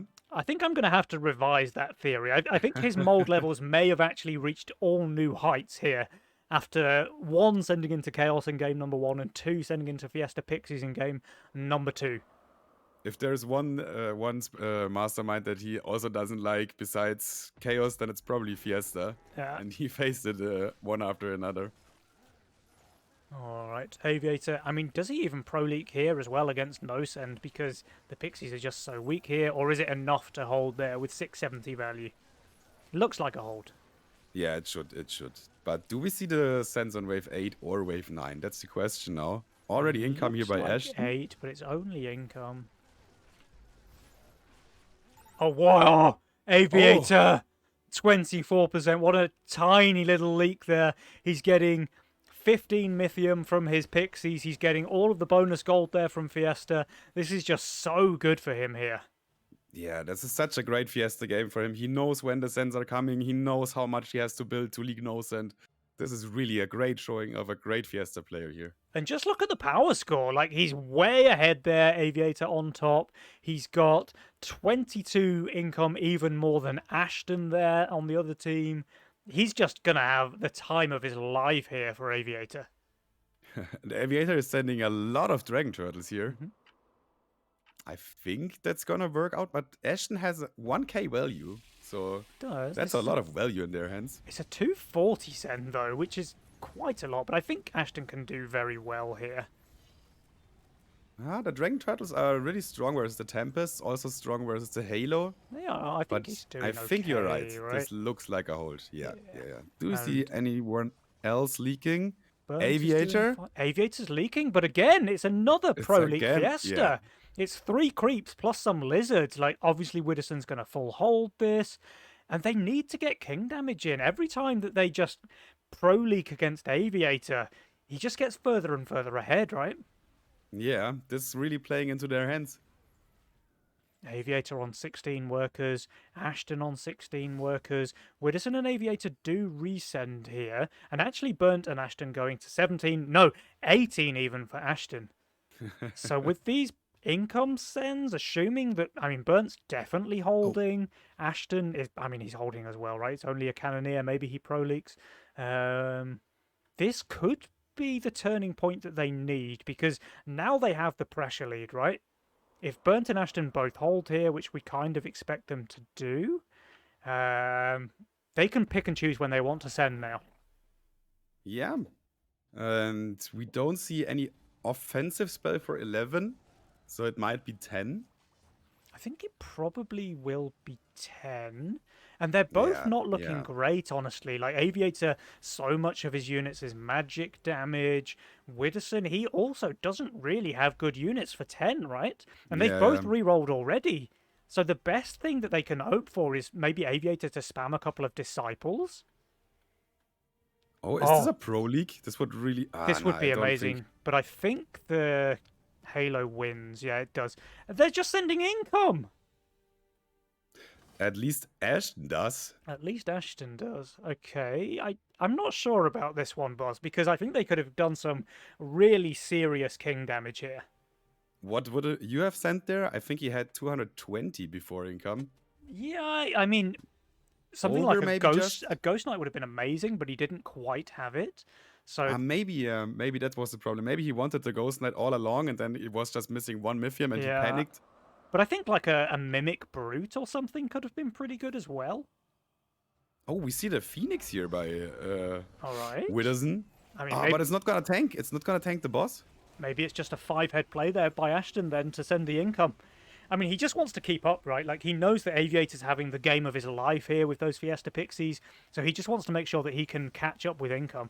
And Aviator, he's gonna kill the boss, actually. Yeah. Wow. This is just another Pro Leak for him, 41%. And Widdowson, he does it again. He's leaking as well against the income, even with the Phoenix. They are both Fiesta, and I expected a bit more of damage there. Yeah. That's not enough. That's not really what they wanted. It's really not enough. And now Widdowson and Aviator, they're in a really solid position there. Aviator's just got so much income. They've got like fully upgraded King attack pretty much, 80% King HP. They've even got more regen than their opponents. They feels like they're pretty far ahead, even though Jules' win chance is calling it nearly 50-50. Yeah, but especially in the mid game, it feels like it almost always gives 50-50 in these situations. But I would say I'm favoring Widdowson Aviator to like 70% at this point. Yeah, look at Aviator's workers, dude. So he's actually been behind Ashton in workers for most of the early game. But of course, the Pixies give him extra Mythium. But now he's ahead of Ashton, and he still has those Pixies. You know, this is starting to look pretty scary. Widdowson is still behind the pack, so it has to be Aviator carrying this game, I feel. Now, Burnt and Ashton actually both shifted a ton of gold on wave 11, so are they just trying to bait wave 12 sends? I don't really see why else they would want to shift so much gold. I would assume maybe from the battle scars that he didn't want to build a big tank. It's working. Widdowson and Aviator are going for income sends here. Yeah, it's working, and this income send with Berndas Brode and Ashton not sending makes it again that they have to choose the next send, the next big wave. Yeah, where they want. Which I think will just be 14, right?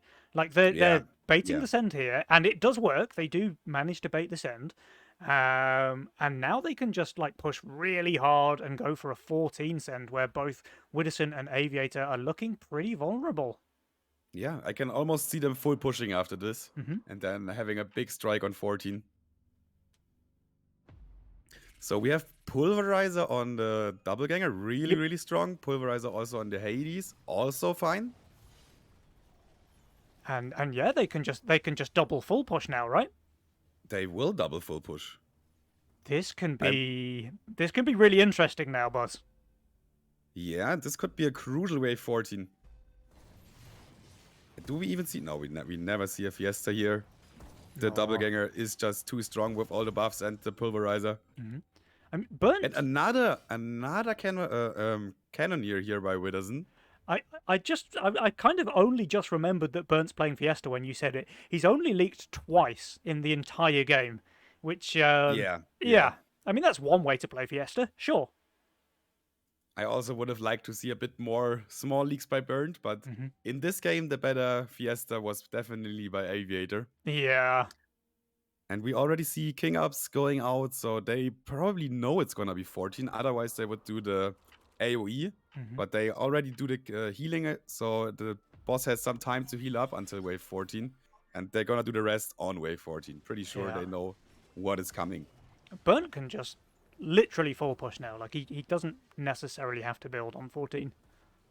But I don't see an answer either for Widdowson or for Aviator for wave 14, honestly. Yeah, they're really not strong here.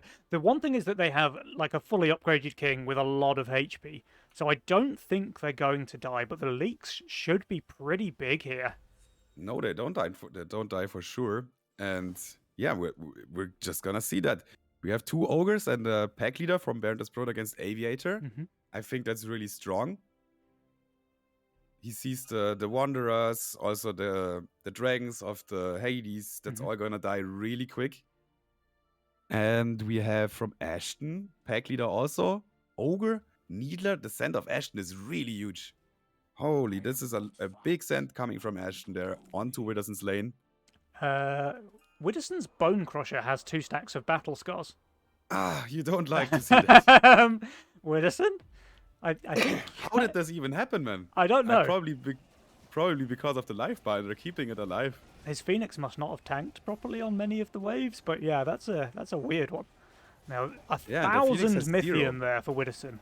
1,000 Mythium. That's a big boy send there from Ashton Butcher. And as a result, Widdowson leaks 143%.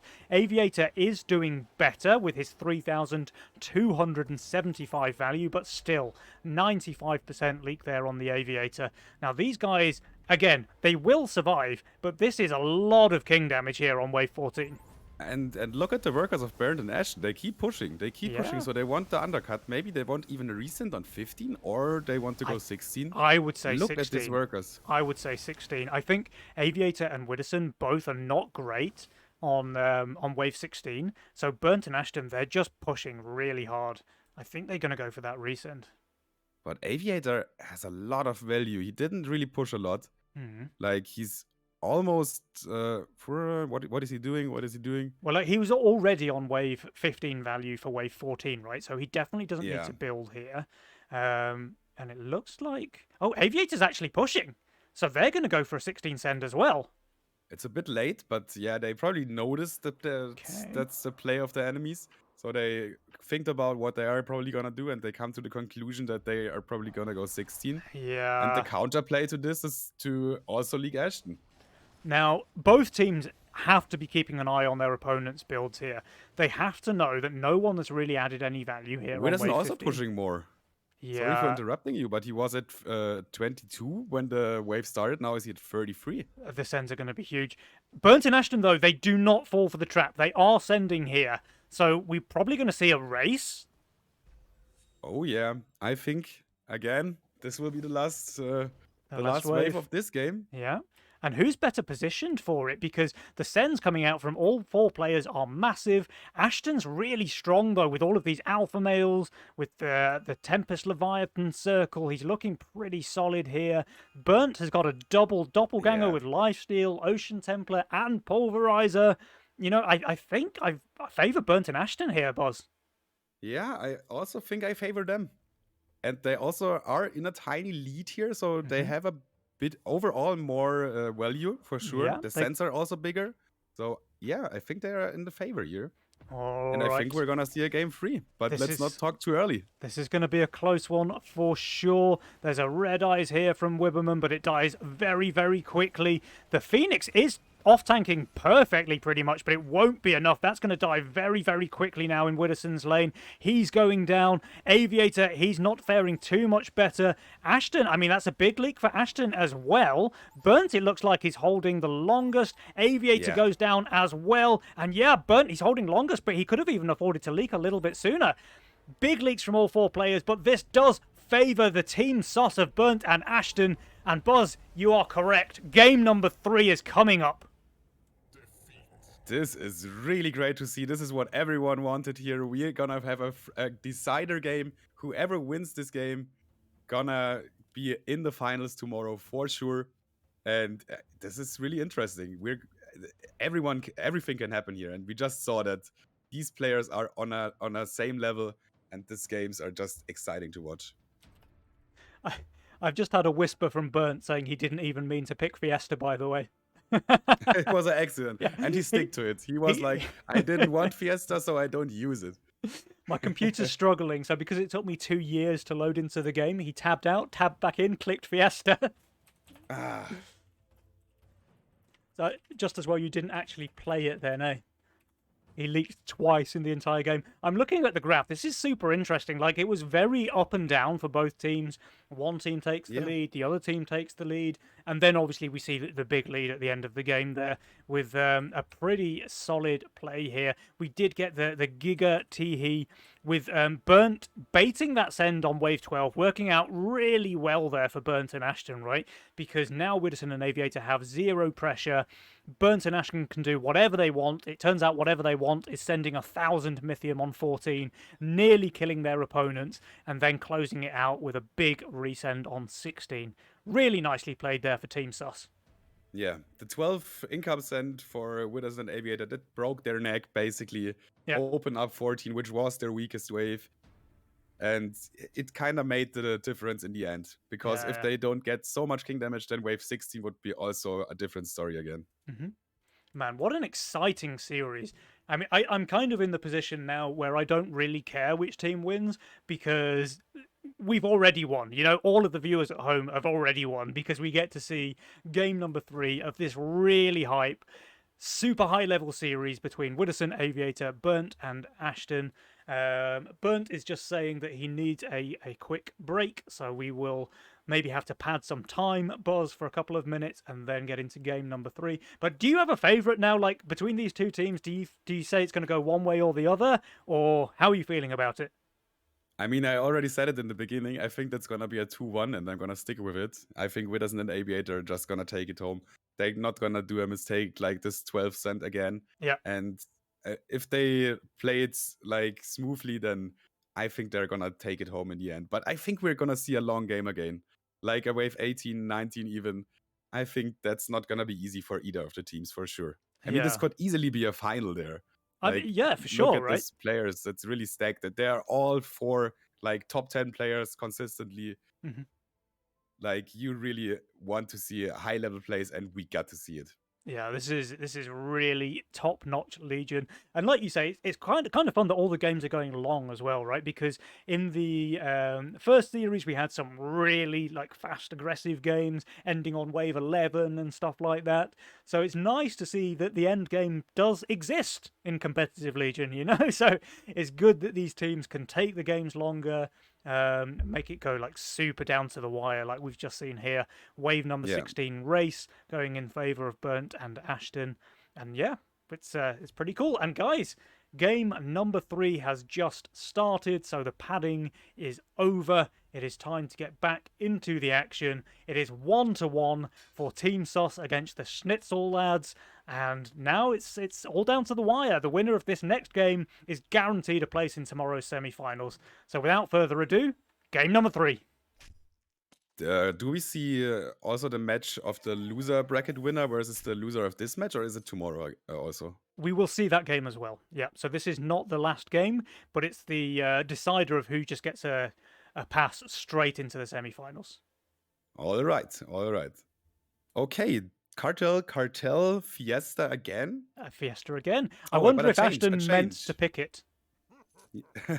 Well, this time it was Ashton, so I guess he wanted it for real. Yeah. I don't really see Ashton play Fiesta at all on the ladder.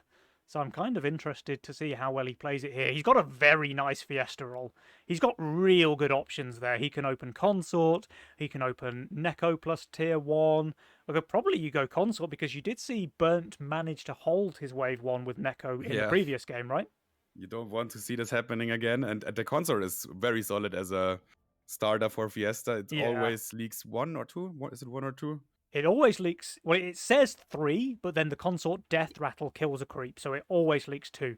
But actually, Ashton's going for the Windhawk. He didn't even pick the bus. I mean, he's just spoiled for choice, right? Like his role was basically the trademark Fiesta role. He's got Neko in there. He's got Windhawk. He's got Consort. All really good Fiesta options. Yeah, and I think Ashton has a really, really solid Fiesta role. Hmm. Like, he has everything he needs for the early game. He has a lot of tier 3 units. Yep. It's easy to play around with them if you are Fiesta.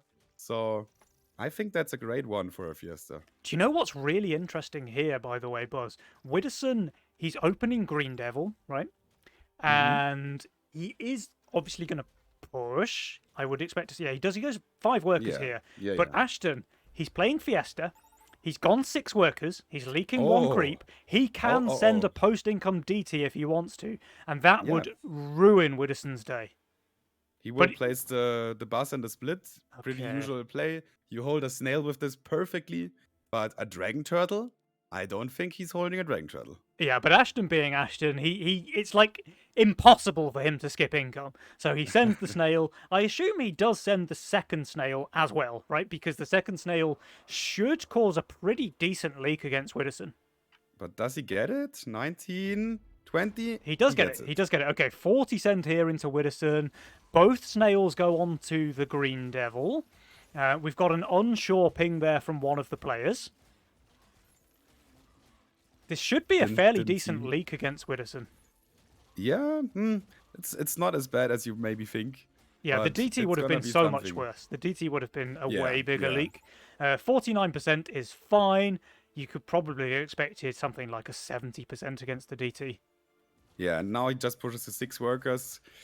He can't really push to 7 workers. He would have liked to do this probably, because the consort is then again really good on 4.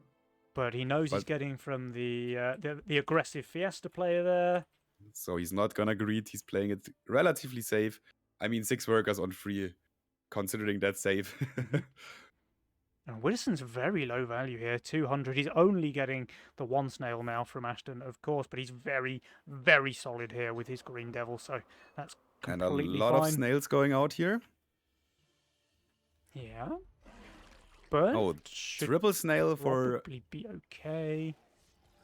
But Ashton is gonna have some problems with the triple snail, I think. Yeah, I mean Ashton should leak, but he is Fiesta, so he's completely fine to go for a bit of a leak. It's just a question of how bad it is, right?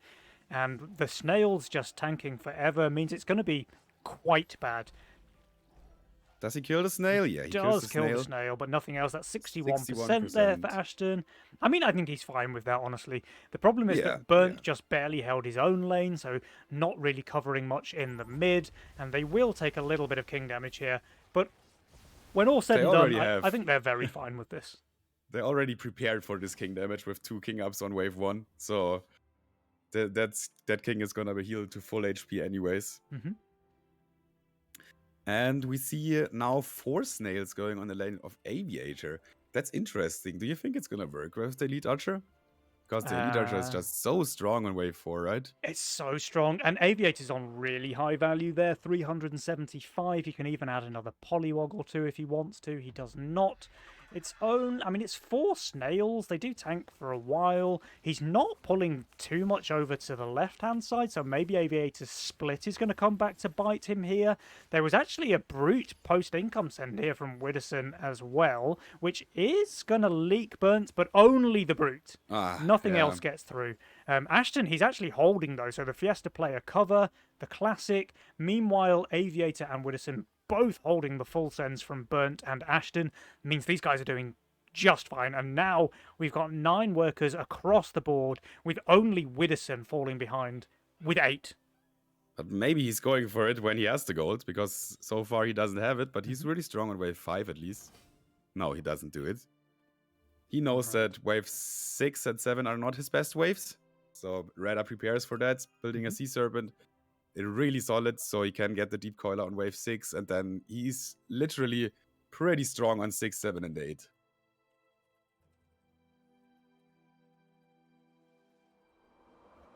Meanwhile, we see income sends, Dragon Turtles again from Widdowson and Aviator into Burnt Disprode and Ashton Butcher. Don't think that's gonna be a leak for anyone here. No, everyone should hold it. I mean, Burnt in particular is very strong here with the Oathbreakers and the Sky Queen. There's no chance of him leaking. And Ashton, with all of his tier 2, tier 3 units slapping on the boss, he might actually go for a pro leak, which is going to be really good if he does. He wants it. He wants it, right? Yeah. I mean, this looks And like he's a gonna very get it. solid leak. He doesn't get the last one Ooh. there, So it could It's have been more than slightly expected. better. But 42%, I mean, he's fine. He has 10 workers. Yeah, and also 130 Mythium already. Do they send on wave 6 or do they want to go? No, Oh, they're just the going send is coming income. here. These But guys, just income. yeah, they're not going for the cringe plays. Everyone's just going for the snowball late game plays. And they've got some pretty solid late game rolls, to be honest. But honestly, I think if this goes late game, I favour Widdowson and Aviator because their rolls just seem to have better scaling, right? We've got the flying archers on Aviator. We've got the white main Dread Knight on Widdowson. So I think if this game does go late, they probably have higher potential than Burnt and Ashton. Yeah. Interesting to see Aviator not connecting his Tempest and Elite Archer. He leaves a spot in between. Maybe because he wants the Archer to tank. But Yeah, that is interesting. don't you rather want the buff later on? That is interesting, actually. I mean, maybe he just wants to place his 2 Leviathans in between, right? And that one will just Yeah. stay a Tempest forever. But Yeah, Widdowson, I that's mean, probably his game plan. Widdowson has 630 value here, and he still leaks to a full income send from Ashton. I thought like the Deep Coiler is gonna do better, but if you look at Yeah. the stuff, like it's all magic in the wave. So the 4 Dragon Turtles, They did their like, job. they did their job, yeah. Blocking all the damage that's potentially coming from the wave, Yeah. leaving the Deep Coiler alone. And whoa, look at this, Buzz. We've got 13 workers on Ashton, 12 on Burnt, 14 on 14 Aviator, for and Aviator. 12 on Widdowson. This is the highest push game that we've seen so far on the cast. Yeah, usually you see these workers at like wave 9 or something, but we're Yeah. just on wave 7 here. This is a really hard push game so far. And we see income again by Widdowson and Aviator, and Baron and Ashton again saving it up. I mean, let me say 2 words to you, Buzz. Wave 9. Widdowson and Aviator, everything they have currently, super weak on Wave 9. They have both got Oh, yeah. options. They've both got options. Aviator can do Samurai Soul, Widdowson can do Antler, or even Dread Knight's not bad there if you get enough spawns off. But as far as we can see, as far as Burnt and Ashton can see at least, they're both super weak on 9. So I'm expecting some really big Wave 9 sends, and especially with this Pro League here from Ashton, the guys are just having so much time for their save. And now we see 14 workers for almost everyone besides Widdowson. Maybe yeah. we don't see more. But I think everyone knows at this point that Bernd and Ashton want to send Wave 9. Widdowson and Aviator, pretty sure they also know it. And I think Widdowson is gonna prepare for Wave 9 and not build for Wave 8, right? Yeah, I mean, this when it comes, this is going to be absolutely huge. And yes, that's what she said, but this is going to be like a 300, 400 send coming out from Ashton, maybe, if he pro leaks here. And I can totally see this happening with the Deep Coiler is pretty strong, but the Dino not to be underestimated here. Let's see. All right, let's And have a look. Aviator sends full. He sends snails after income. Yeah, it's a 140 send for Ashton. The Deep Coiler is incredible on Wave 8, just two-shotting all of the creeps there. It is off-tanking as well. I think he's going to be fine. I don't think he leaks here. If it's a league, it's a very tiny one. Yeah. But oh, do we see a perfect Fiesta? It's so close, but with only 3 Cobras left, I think the coil is going to survive. So no Pro League, unfortunately. It was very, very close.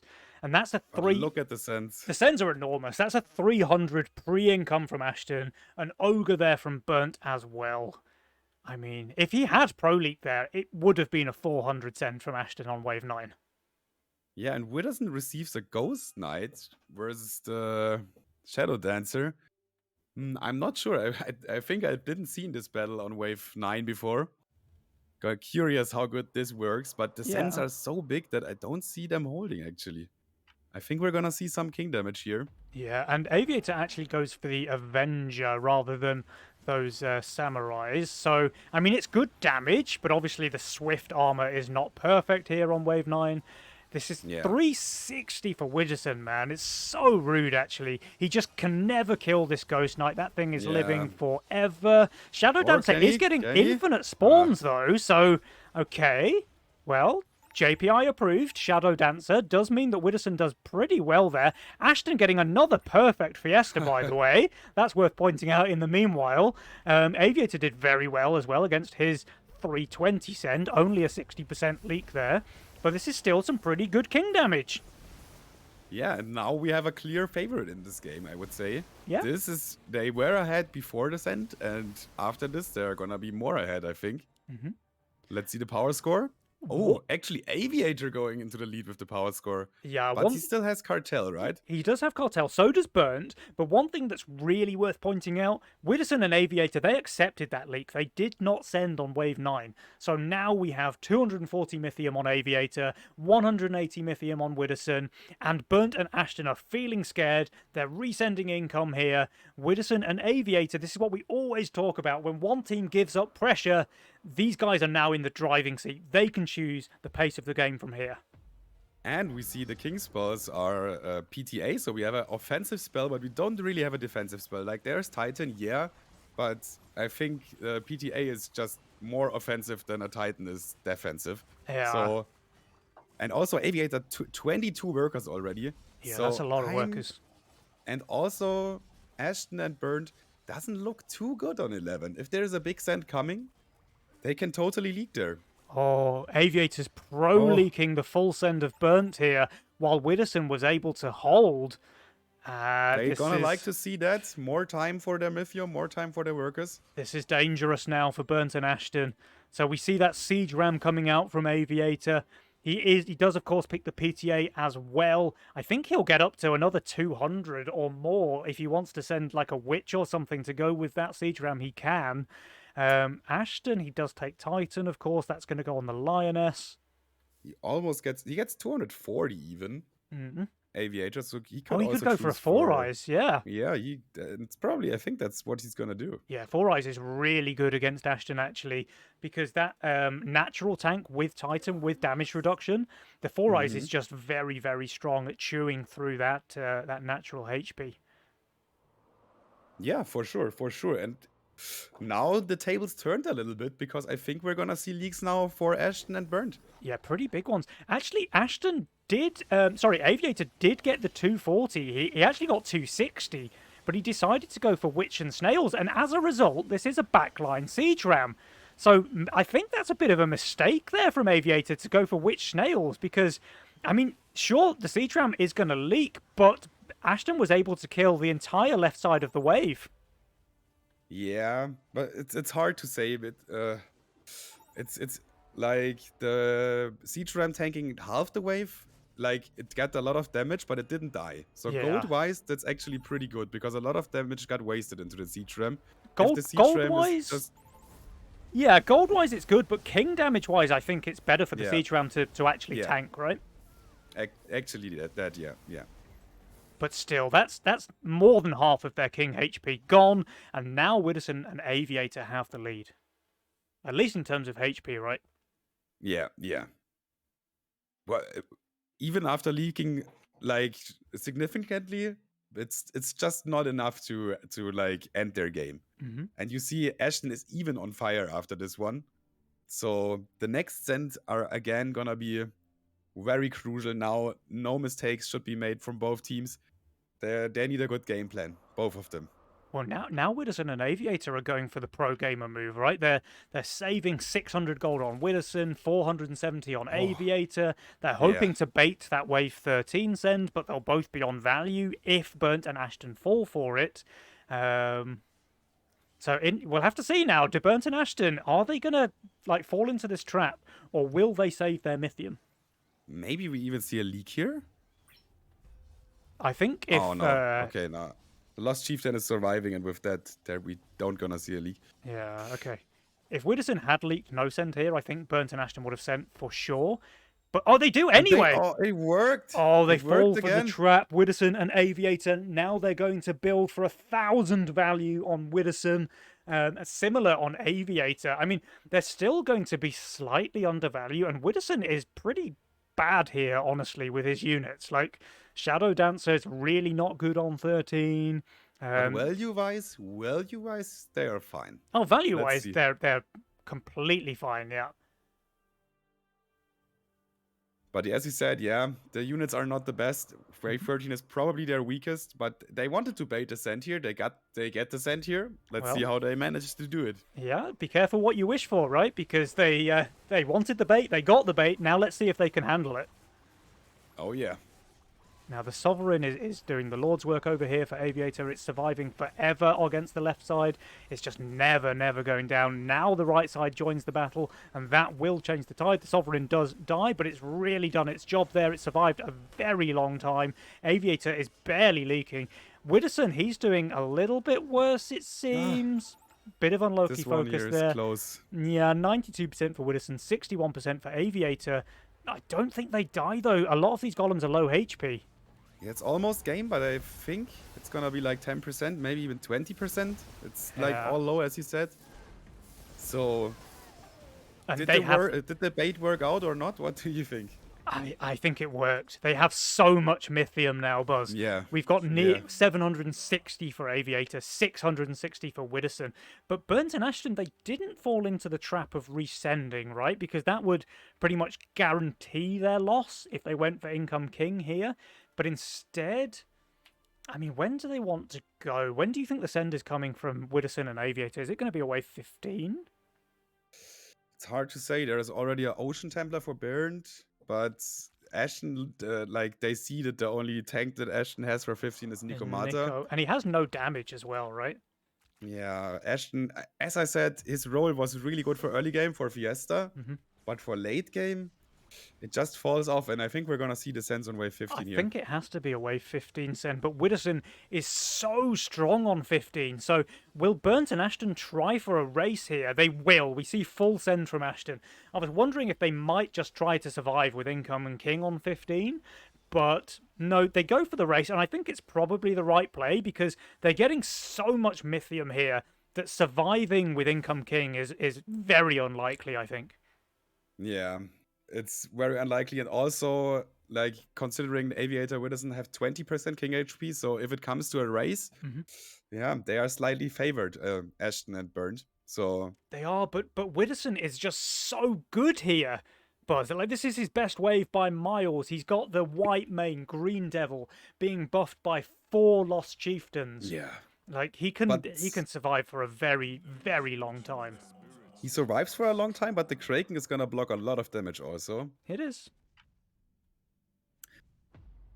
That's gonna be interesting. I think that's gonna be a race, but Burnt is also not bad here, by the way. He has Ocean Templar, Iron Scales. He has 5 fully boosted Orchids, which is just infinite damage on 15. yeah, you see Ashton, there were basically no tanks on his wave. I didn't see yeah. one. They were instantly dead. Oh, even But Aviator is doing extremely well. I mean, Widdowson just holds, so there's that. And Aviator barely leaks as well. Burnt and Ashton, they both leak pretty big. And this will be game number 3 in favour of the Schnitzel lads, Widdowson and Aviator. But Buzz, what a series! that was really a great series to watch. Whew. Man, I need to breathe after this, man. That was intense until the end. these guys really kept us all on the edge of our seats, right? Like, this was such a back and forth game. In fact, Burnt and Ashton, they were pretty comfortably in the lead throughout most of the early game. If you look at the graph, like the JPI is giving them decent win chances on 5, 8, 9, etc. Ashton was getting so many good Fiesta leaks as well, right? Like, 8% on 1. Okay, 3 was a little bit worse. Let's forget about that one. 42 on 5, 40 on 7, 33 on 9. They got a ton Really of damage great done on 9 as well. Like, Really great played. The early game role paid out kinda in the early game, obviously, but then yeah. on wave 15 he was just not able to pull out a hold here. Yeah, and crucially, I think the big like decision change here that probably won the game for Widdowson and Aviator was not sending full on wave 9. Because now they have that pressure advantage, and especially when Burnt and Ashton resend on 10 with Widdowson holding, that just means they get this enormous send out on wave 11. And even though they're on crazy high value for Burnt and Ashton, it's not enough. They get serious king damage taken there from the 440 and the 580 send on 11, which is just disgusting against Ashton. Yeah, but Baron did really great there, only leaking 58% versus a 440%. So it did really well. And this Yeah, was probably the decider of this game. Because yeah, if he also leaks like 130% like Ashton did, then they are almost dead. yeah. And yeah, but in the end, I mean, they still lost it, And sadly. what's really interesting as well is like this enormous like 600 gold shift on wave 12 for Widdowson and Oh, Aviator. yeah. Like the Yeah. bait into 13 was just insane. The one thing, right? The way this could have backfired is if Burnt and Ashton had decided to both push super hard for a 13 send. So let's say that Yeah, Burnt and yeah. Ashton, like Burnt just basically full pushes because he doesn't need to be 2.4k value on 13. Ashton doesn't need to be 2.5k value on 13. If they just want to win the game there on wave 13, and let's say they both push another 5 workers or even more, they pretty Yeah. much definitely win the game then on wave 13. Yeah, they So- were a bit scared maybe if they are like more fearless, like we saw earlier today, the Doomsday duo. Yeah, I think they had a great chance to win it on 13. yeah, but it's just such a hard call to make, Yeah, right? yeah. Such a hard call to make, to go for that kind of play. But it probably would have won them the game. And this is really what I'm talking about. Like I always bang on about this, right? It always comes down to mind games when you see players at the very top of the game. Like Widdowson and Aviator, their mind game is shifting 600 gold so that they can build for 1,000 on 13. Burnt and Ashton, their mind game, if they'd gone for it, would have been to just full push and go for that killing blow on 13. They didn't, and Widdowson and Aviator making the correct call there, it ultimately wins them the game. So you love to see it, like really, really smart play from both teams. But ultimately, Widdowson and Aviator, they are victorious. They're guaranteed that spot in tomorrow's semi-final.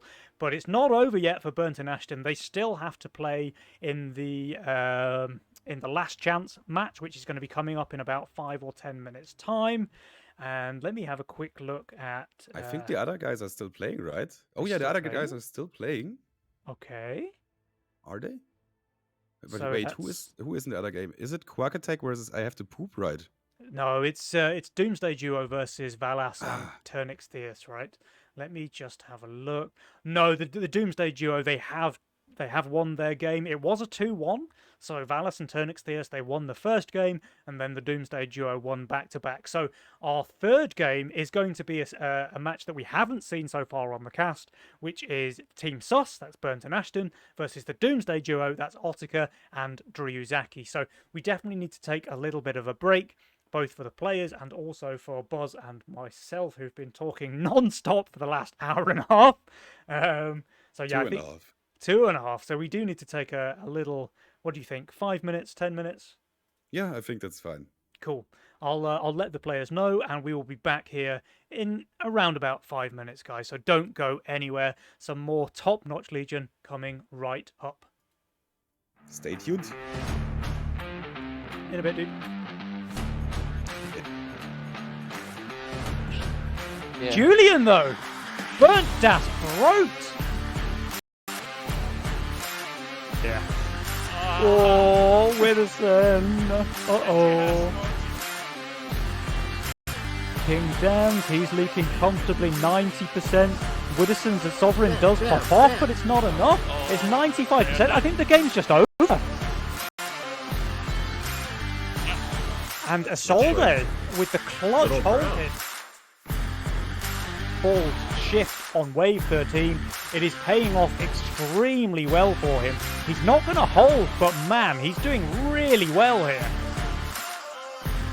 Tryhards are out, and this was a really fast 3-0 victory for Big Bro Little Bro, your main Nova Cup champion.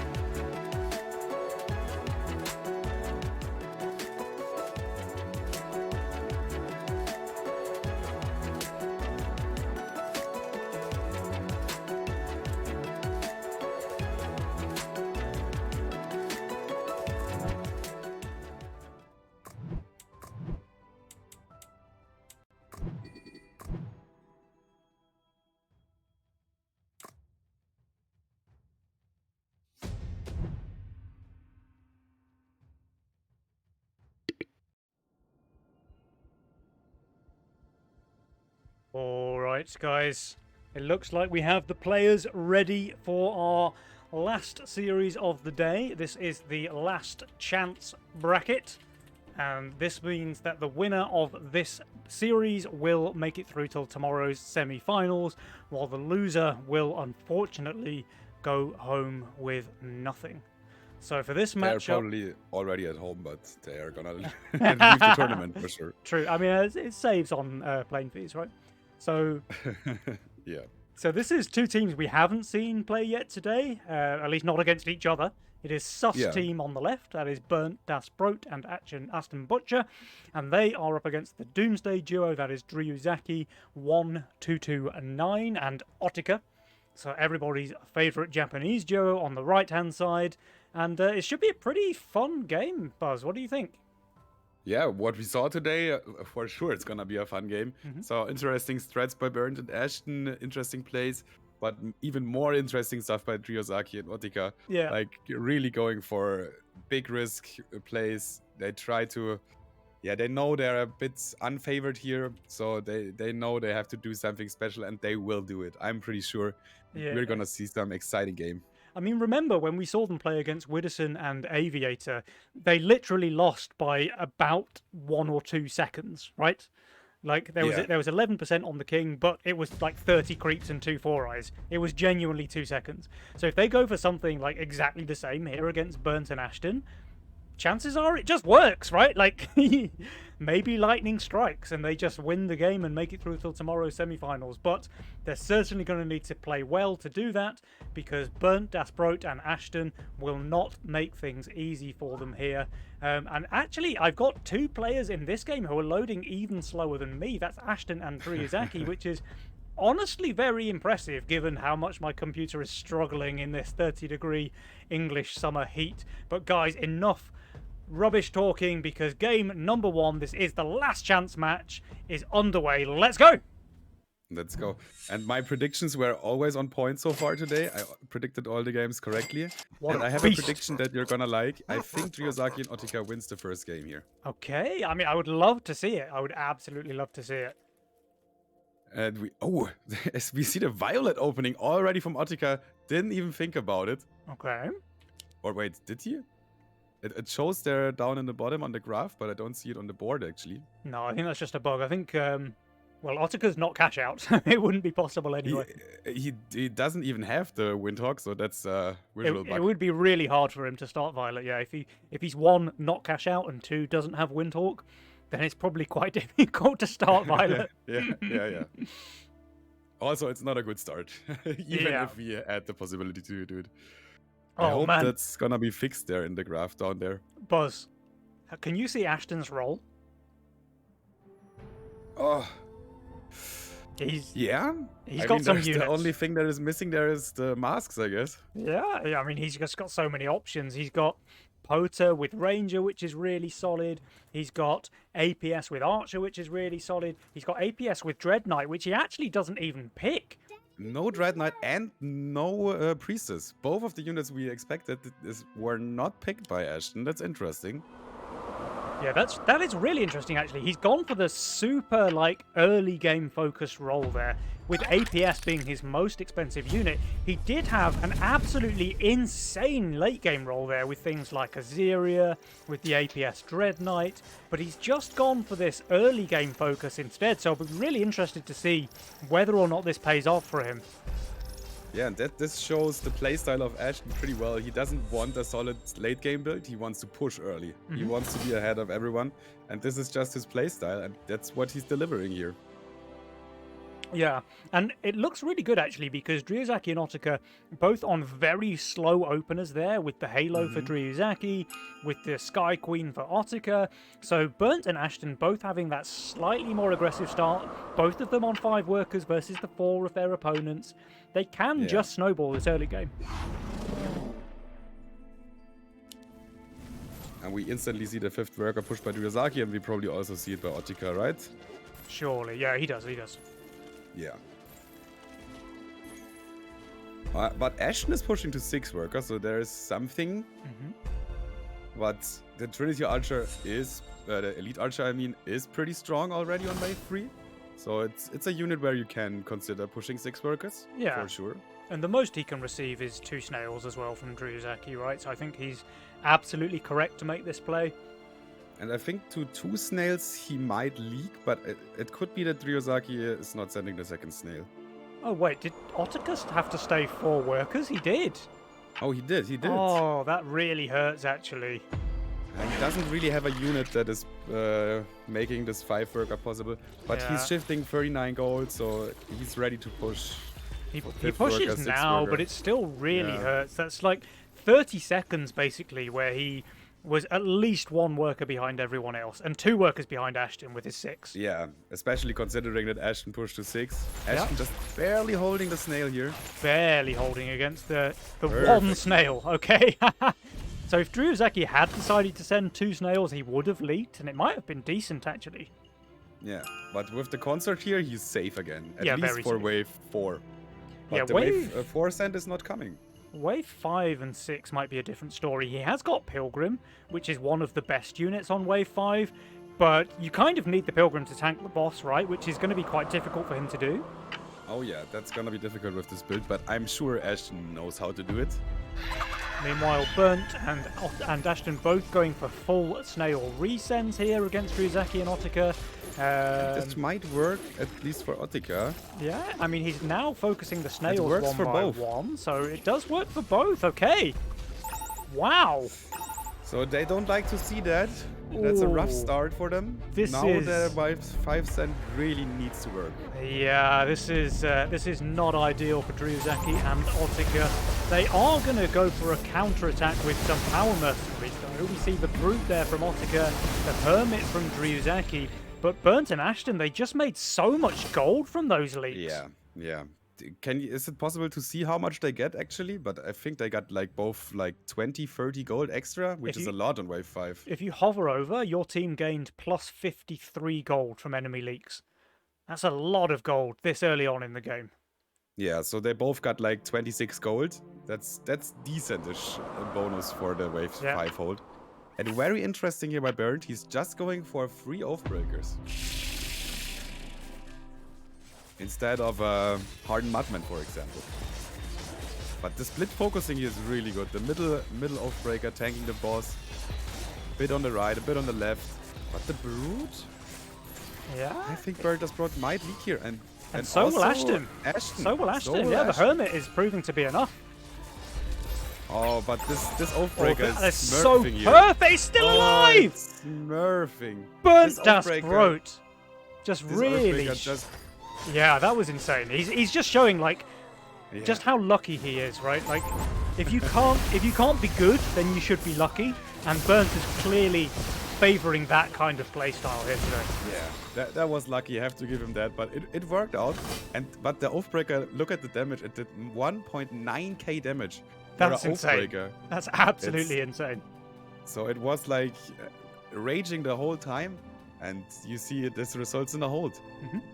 Now we have Drake send here from Ashton into Ottika, who is not looking great here, actually. He's minus 135. He's adding a casket, which is He's obviously building good for next wave. Yeah. But I think the- this can be a if the pretty Drake big goes lead. on the casket? No, the Drake is not on the It's casket. on the not wall yet. first. I mean, now it's on the casket, but it's already one-shot the Warg, so this is going to be a pretty good leak here on Ottika. Oh yeah, oh yeah. Maybe he kills one more? Not even the one more. He leaks it on super low HP. 98% leak there for Ottika. This game's looking rough, man. Yeah, but Bernd and Ashton were split sending, so we're not gonna see more king damage here, I guess. Yeah, but They Burnt are Das able to hold for Tryhard each has other. 180 Mythium already. Is he going to pull the trigger on 7, or does he just want to send an obscene amount of Mythium on 8? Does he want the ogre, maybe? There's gets the ogre, yeah. Ogre on 7. This Okay. is- Okay, gonna be rough. Burnt. Yeah, we see you. And even Jules is very rough at this time, already giving them only 38%. Is Yeah. Ashton sending after income, maybe? I think Ashton, like, I don't think he has it in him. I don't think it's, like, physically possible for him to open the mercenary tab once the income phase has been missed. Yeah, but if your mate is sending an ogre, don't you really want to optimize and get the king damage out? Yeah, I mean, I guess they just feel like they're so YOLO. far ahead in every yeah. way that matters, like the worker lead, the income lead, the king HP lead. They can just continue to snowball it. They can play a couple of 1v1s, right? They don't need to go for big king damage. And this is probably going Yeah. to get king damage anyway, by the way, because that's like a full HP ogre reaching the mid. This is basically round 2 now for Ottika.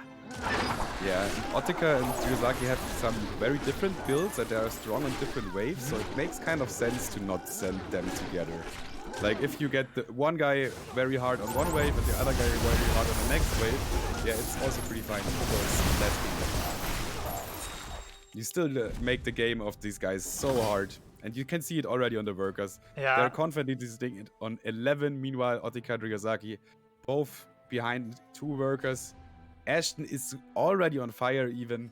Yeah, this gonna one see some- feels rough. I think, you know, at the start of the game, you were so proud that you've been correct with all of your predictions. Well, I think you just cursed yourself, Mr. Boz, because this one, I mean, if the Doomsday Duo come back and win this one, I will be very, very impressed. But they've got a hell of a mountain to climb. Yeah. If they win this, this is gonna make Legion T2 history. This is almost impossible. Yeah. I mean, Ottica's going to leak to the income send here from Ashton, I'm pretty sure. The casket, it does get 1 spell onto the wave, but only 1. Oh, did the lobby just Yeah. crash? Nah, Ryuzaki left the game. He probably has a disconnect. Ah, okay. I thought it was my client that had broken. Yeah, now they have 60 seconds to reconnect. I don't know, is it in tournament mode actually possible to have more time? I think so. Yeah, I think they can. I think it goes a little bit funny if it keeps, like, if the pause goes on for too long. I think maybe the servers just crash, but we'll have to see. I don't know if crashing game is funny, but yeah. I mean, yeah, it is funny, but it would be a bit rough because I don't know how to handle the situation. They have to rematch right then. I don't know if it would be a rematch. I mean, this game feels won to me. I don't know. It would have to be a decision for the tournament organizers, probably. Ottica says If you that don't she's know back how, soon. but the casters can also pause. Bernd wrote that we can also pause the game. Yeah, there's a little pause button at the top there, just under the life bars. But the game is going on again Ottica and pauses it. paused again. Oh, he just waited 1 minute and then... Yeah. And now he's going to pause for another minute. But maybe we should unpause, repause as well if the pause goes for much longer than a minute, just to stop the servers from crashing. Yeah, probably Jake just for a second, maybe it's enough. But Ryuzaki already reconnected, I see. She is back. Amazing. That's good. We don't need to test the servers today. I mean, it's nice that we have this feature. It was not always there. Yeah. Game saved. Yeah.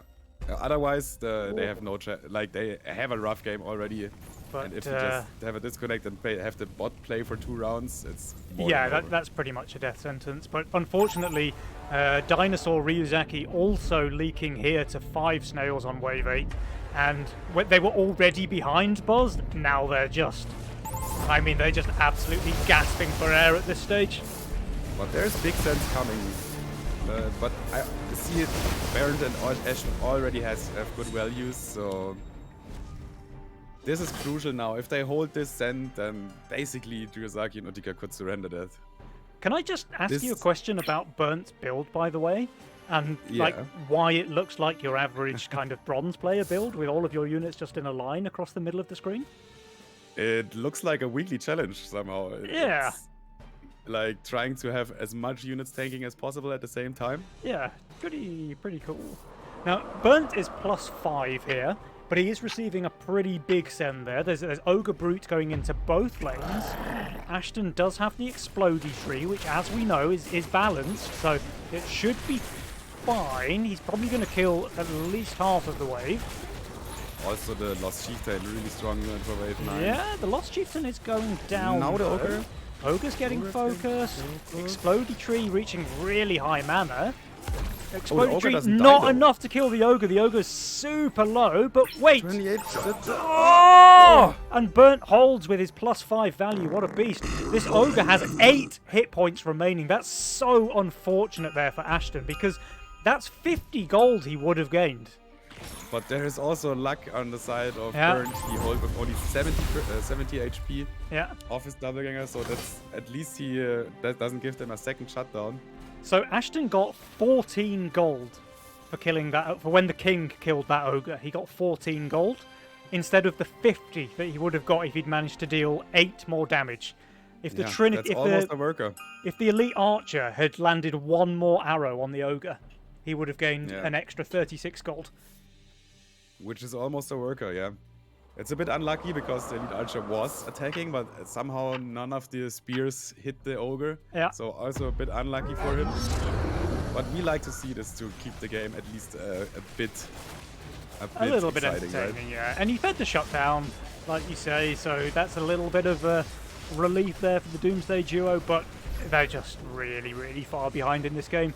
Jules is giving them a 25% win chance just based on the state of the economies, but I don't We see give them it. less, I guess. I don't see it.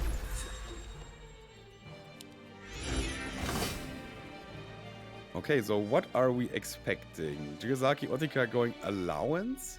So they probably Okay. want, or they know they need some longer save now. Yeah. Now, Ashton Maybe trying to hold the next taking- send of Ashton and Burns, and then having a chance to fire back. That's kind of what they have to do, right? But with 95% King HP for Burns and Ashton, they pretty much need to leak them big twice, right? Like, Yeah. one big leak is not going to be enough, most likely. So they need to make a miracle happen, not once but twice, pretty much. Yeah, kinda, yeah. And with the good rolls actually of Ashton and Burnt, as we stated out in early game already, gonna be rough. All right, And so I think it's just gonna be 13 for everyone, right? yeah, I could see Like, 13 for sure. I imagine Otika and Jigasaki want to save longer, but they're gonna realize that they're not able to. Yeah. They also don't have a really good counter for wave 13, like maybe a Phoenix or Avenger. Oh no! They We go see for a sense 12 by everyone tend. on wave Okay. 12. Dryazaki and Otika actually reading this correctly then, going for an income send. Not trying to Interesting. leak Burnt and Ashton, who are both really, really strong on 12. But yeah, I mean, but Jigasaki is not really good on wave 12. Like he has no pierce damage at all. Now he builds the mask, but it's not gonna be boosted. So I see this maybe as the game-ending send already.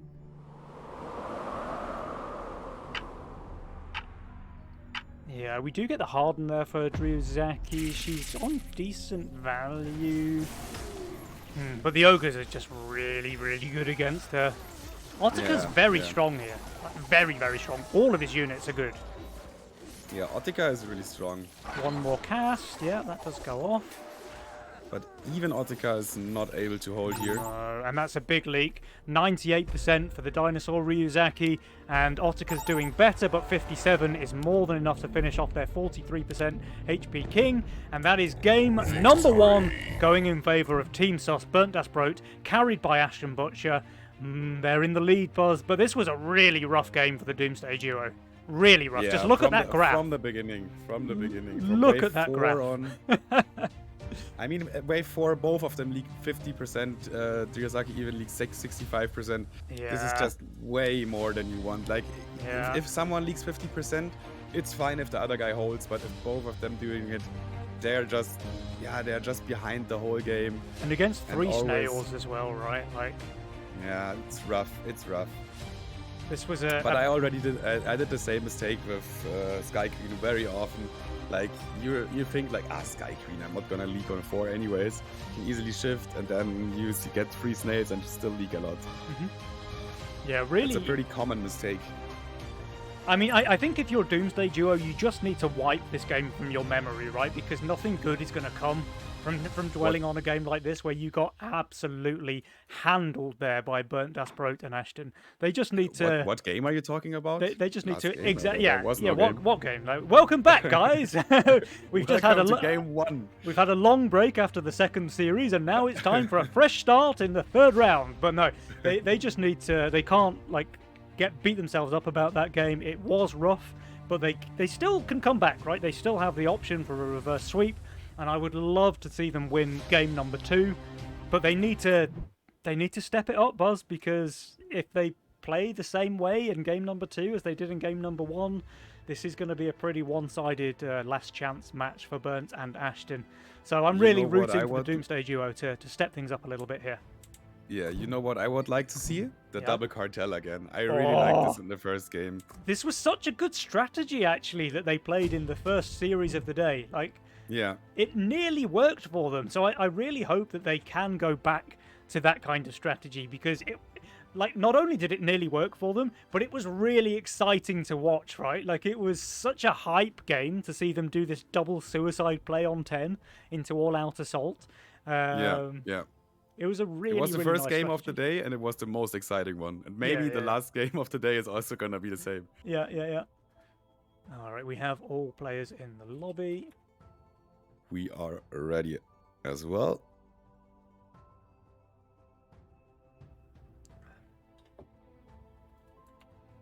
All right, I think Ashton is AFK slightly, so we just need to wait for him to come back. But, okay, so Buzz, if you're in the shoes of the Doomsday Duo, how are you resetting your mental? How are you going to approach this next game? It's really hard to reset the mental because they know they're not the favorites in this game, and then getting crushed this hard in game one, you want to shake it off, but it's always in the back of your head somewhere. It's really hard to just shake off such a game. Yeah, it was a really rough one, but I mean, they've got to do it for the fans, right? Yeah, obviously, like they're gonna play this, and they still have a chance to win, as we just said, right? They're on a level where they can beat every high elo team, even like probably not on a regular basis, but if they play this 10 times, then they probably win like 2 or 3 times. Yeah. They just need this 2 or 3 games happening now. Exactly, right? So like you say, even if they are unfavored, they are certainly not impossible to win. So they just need to make some magic happen, and I think they can certainly do it. So game number 2 is underway. We do have a 1-0 lead on the side of Sus Team. But Doomsday Duo, they're going for the old favourite. They've got a cash-out Gatling gun, which I think is Otika's best unit there. And we have Greed roll for Dryuzaki, who has a really good Nightmare Butcher roll, actually. Oh, Nightmare yeah. Butcher. Gargoyle there for wave 3. The Bone Crusher and the Dark Mage, really solid units in this role as well. So very solid stuff. We've got Ashton abusing Chaos. We've got Burnt also on Greed, but I think Burnt's roll's a little bit janky, actually, looking at it. Yeah, he's still not sure what he wants to do there. I think there's strong units, but there's a bit less synergy there. Yeah, it's solid units, but not too much synergy, really. He's going to go for an Angler start, and I think the Angler with the Devilfish is pretty good. Is he really doing Bounty this? Hunter, actually. Is he really doing this? Is he starting a Bounty Hunter and an Angler? Okay. That was a pretty common starter like 2 or 3 seasons ago. Yeah, back when everyone was still bad at the game. Yeah, but you rarely see this right now. It's a very slow but with opener. his units, with its units, I mean, there is an option with the Angler and the Polywalk, actually. You're right, actually. It's. I probably would have done 2 Anglers and a Devilfish, but that's you because can even do even do 1 Angler and a Devilfish and hold there, but it's rough. Yeah. If you get a Snail, you leak like the whole wave. But I don't think these players, like, they know that here is no Snail coming. There's no typical Fiesta player. Pretty much the meta of sending King up on 1 is pretty safe. Yeah. But he still chooses the safer start, but he's gonna have a rough early game. He's gonna have a rough early game for sure. And Ashton with his Fire Elemental on 1. He's just definitely going to push 6 workers, I think, even into a no send. Yeah. But role-wise, I see Dryuzaki Otika a bit favored here. Yeah, they do have better rolls. I agree with that. Burn pushing 5 workers. Yeah, he pushes 5 workers. But he's not Ashton able to get going a Sea 6, Serpent, yeah. I think. Ashton going straight to 6 workers against the no send. You love to see it. Yeah, with the Fire Elemental, you're able to pretty much with everything. Burnt just has to add a couple of only able to PVs? place three PVs here. Hmm. So Otika is not able to send a 3rd snail, sadly. But even against 2 snails, I can see this leaking. Now, to be fair, Burnt does have quite a lot of experience handling Peewees, so we can expect that his placement is going to be pretty solid. And against the double snail, he might just be fine. Yeah. Ashton gonna be close, obviously but it's fine there. It's never gonna be a big leak. No. Ashton didn't even add anything, by the way. He's just chilling there with now 7 workers on his solo Fire Elemental start. Burnt's Angler is dying, but it did its job, and now it's just down to his Bounty Hunter whether or not it can solo the rest of the wave. And Burnt is both staying on 5 workers, so he wants the second Bounty Hunter. Okay. But this 5 workers. I mean, looking he's at even everyone leaking, else, right? 7. Oh. It's only yeah. 3 creeps, but that is a leak. Okay, so even Burnt with his mastery of Pee-wees is still able to leak here on 3 against the double snail. And he doesn't get. He doesn't have the gold actually to build the Bounty Hunters. So that's really he's interesting. going for a Sea Serpent. Oh, he's going for Or- Devilfish. Okay. Devilfish. Also great addition. You need some Swift tank, some kind if you have Bounty Hunters, because yeah, it's obviously that they're very weak on the impact waves. Okay, but no one is sending here. Everyone is Ryuzaki's holding their actually nerves. keeping up in workers with Ashton, by the way. They're both on 7, and Otsuka has more workers than Burnt Das Overbuilder, so there's actually a worker lead on the side of the Doomsday duo so far. Yeah, yeah. And Ryuzaki, as we just said, also he has the role to push pretty hard in the early game. He will get a butcher here, and the cent he will get is like only a 60, maybe 80 after income. So I think Ryuzaki is fine with his 7 workers, but Ashton could clearly leak with his 7 workers. Here we So- see Ashton sending an Ashton, which means the circle of life is complete. Just the most expensive income cent that you can get with your Mythium. Yep. The Hermit into Ashton is just not going to work because Ashton very skillfully rolled a Mudman here on wave 5 and Oh, hardens okay, it, okay. so he's very fine. I mean, if the Cannoneer goes on the left, oh, it's not no Cannoneer, it's the Hermit going there. But yeah, he should be fine. He's going to be completely fine, I Wait, think. is he killing the Scorpion King before the Elemental? Because this would be. It's close, but Oh. yeah, it survives. I mean, I guess he's going to be leak, some but leak. it's tiny though, right? It's a 120 cent baby leak. Meanwhile, Otsuka Oh. leaks the Ashton, Ryuzaki leaks the income send as well, and Burnt Das Overbuilder here with 530 value on wave 5. The only player Yeah. holding. Pays out for him, Yeah. but he's also not gonna cover in the middle, so the king damage is around the same, I would expect. A little bit less. It looks like Doomsday Duo took a bit more damage here. Yeah, but it's almost even at this point.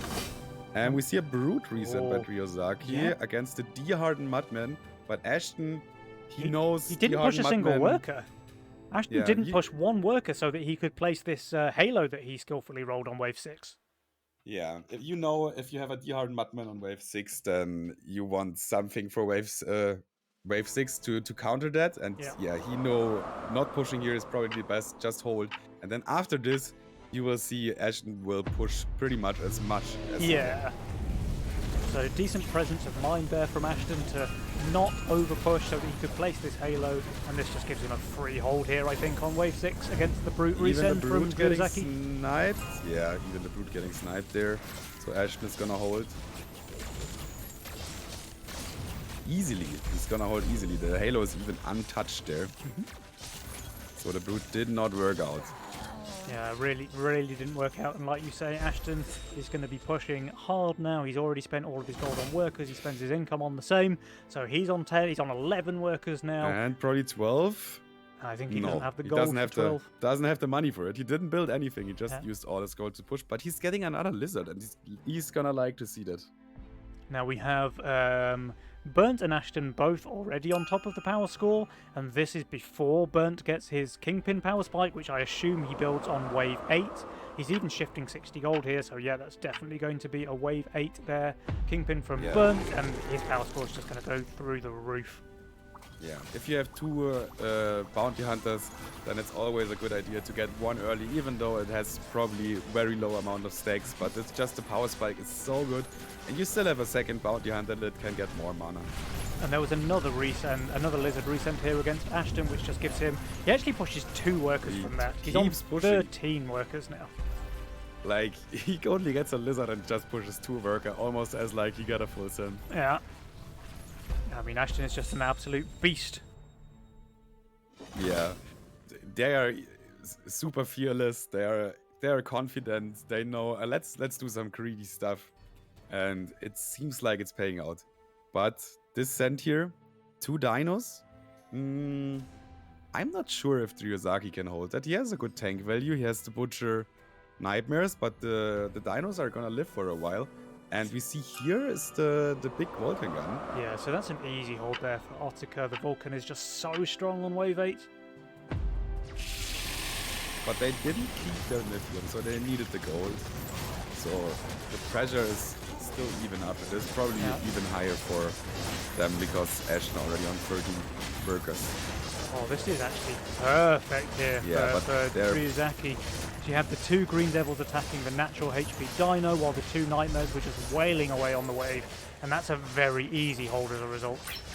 And Ashen is leaking a small amount, but... Ooh. Okay. I mean, with 14 workers, you're probably fine with that. He's totally fine with the longer wave here, yeah. And Burnt can just full push now that he has the Kingpin upgraded. And so he does.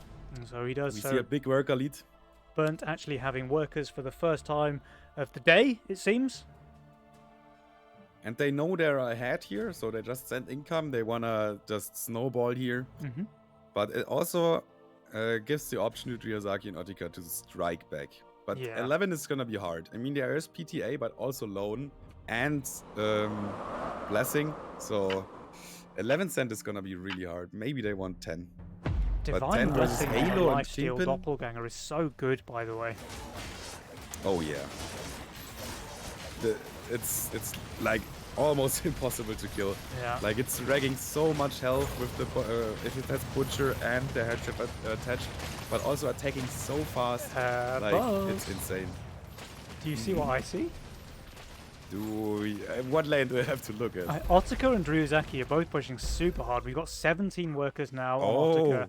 I thought they might be going for the double suicide 10 play that we saw in the first series, but no. Okay, he's stabilizing on 17 workers, so he's pushing hard but not suicide pushing, and we're getting full sends here on wave 10 against Burnt and Ashton.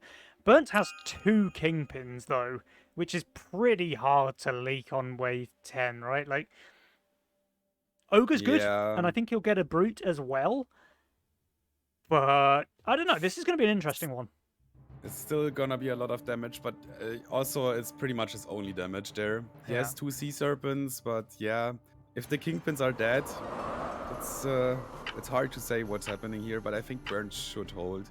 But meanwhile as well, Ashton just has the fully upgraded Arc of Justice, which is insane unit on wave 10. Absolutely insane. It's already on the boss as well. No, it's actually attacking the small unit still, so it does take a long time for it to start ramping on the boss. Maybe that will be a leak on Ashton as a result. Burnt Das Groat. The Ogre is dying, but he is leaking. And Ashton too, even with the Arc of Justice. Okay, a small leak, but here's some king damage. This is what Doomsday Duo desperately needed here. And he just held, even with his low amount of value. I mean, he just got snails and king up, so this hard push really played out for them. And fully covering Ryuzaki's leak as well. Yeah, they needed something like this, and they delivered. Now the game is, considering 2 jewels, almost even again. That's pretty good. And Ottica has the lead in workers. And the Lone kind of makes up for it, right? They can push really hard on wave 9 if they are really good on wave 10, and then with Lone you get back your value. I think Ryuzaki almost has to take the Divine Blessing. Yeah, we see 4 times Divine Blessing, just showing how strong this spell is right now. Every player here in this game knows the strength of this spell, so we're gonna see some nice action there, and it can be really crucial if like everyone is sending and one guy is able to hold his Divine Blessing, then it's a really great snowball potential. Yeah. We already see the Phoenix here, so Ottica already prepares for wave 13. But he's also shown it, right? Which is maybe a bit of a mistake. That's what I don't really like. Maybe you want to not show it yet. It's hard to full shift for it. Maybe with the gun he could have done it, but... He's also just got like a super low DPS gun here because it's so... in fact, it's got a 0 DPS gun for a second there. Oh, yeah. But it's fine. Like, they were not scared on this wave here. I think they are scared about 13, which is showed by this Fire Lord here. But yeah, as stated out, you normally don't want to show it on wave 11 already. All right, now Burnt is showing his blessing as well, also on the Halo, by the way. I think Halo is not the perfect target for it. Obviously, it benefits from the attack speed more than a lot of other units, but you're not really making use of the extra HP, right? Like you are with something like a Doppelganger or like a Zeria, obviously, which is the best case scenario. Yeah, it just in the end, when it's the last unit alive, it makes a tiny bit of difference. But while the wave is going, not really. All right. I wonder when everybody wants to send, because things are getting a little bit spicy now with 400 Mythium basically on all of the players. We have Imp spam from Dryuzaki, so I wonder, it has to be a 13 send from Otaka as well. Burnt and Ashton both go for income here, so they are expecting the send. They're not going to be caught unawares. They just want to go for income. Now, this is going to be a really important deciding moment here, Buzz, because if Burnt and Ashton are able to hold these sends and keep their Divine Blessings alive, they just win the game, like pretty much guaranteed, right? Because they're going to be ahead in income, they're going to have their blessings, they're just going to be leagues ahead, like a fully upgraded king as well. But if this leak goes through, then the opposite is true, because Ryuzaki and Otaka would still have their blessings, and they're going to get some king damage in and all the rest of it. So this is really important now, which way this goes. Yeah, and the imps are a really good send against Arc of Justice, because it first kills all the imps. Yeah, and then it wastes so much time. Now it starts attacking the wave. All right. I think we're going to see some dead Divine Blessings here. Yeah. All right. And even a decent chunk of king damage, I think. How about both of them leaking? They both How about the Divine Blessings on the other team? They're both still alive. Both still alive, yeah. Okay. So now I would even say I favor Otaka and Ryuzaki at times.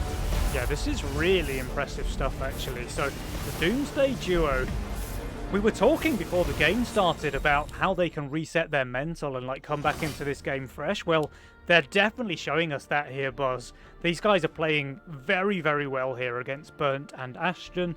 They're pretty much neck and neck. Like, Burnt and Ashton are on fire, but the game is honestly very close. And in fact, the fact that they both still have their blessings alive, I feel like the shutdown is not representing that, right? Yeah, it's so much value that you cannot see that it's not written down in the number there, but that this is like 300 value extra for both of them. It's really not to be underestimated. And both Burnt and Ashton, they basically have no king spell anymore. It's almost like they didn't pick a king spell. So that's gonna be that's huge. It really is. And I could see something like wave 16 as an option from Ryuzaki and Otaka, but they're actually going 15. Okay. Both will have a Hades, Burnt and Ashton. Yeah. So I would rather like Krakens, honestly. There is a lot of damage there on the Needler, but they also have a lot of like fortified HP there with the Kingpins. Yeah, and also the Halos. The Halos just destroy the Kraken, right? That's true, I guess. But Burnt and Ashton, they're pretty far under. Like, we've got minus 470 on Burnt, we've got minus 500 on Ashton when he finishes building. Or is he shifting gold even? No, he does build, okay. No. He does build. And yeah, Burnt and Ashton did not send, so this kind of needs to be successful. If this is not successful, then Doomsday are in big trouble. Then they're in really big trouble. Alright, the Needler is doing work here in Ashton's lane. It's chewing through his tanks pretty rapidly, actually. There's no second summon yet, but Ashton will kill the boss with that Halo. It's going to leak, but it's not terrible. For both of them. Meanwhile, Burnt does leak the boss. I don't think this is lethal, though. I don't think it's enough. No.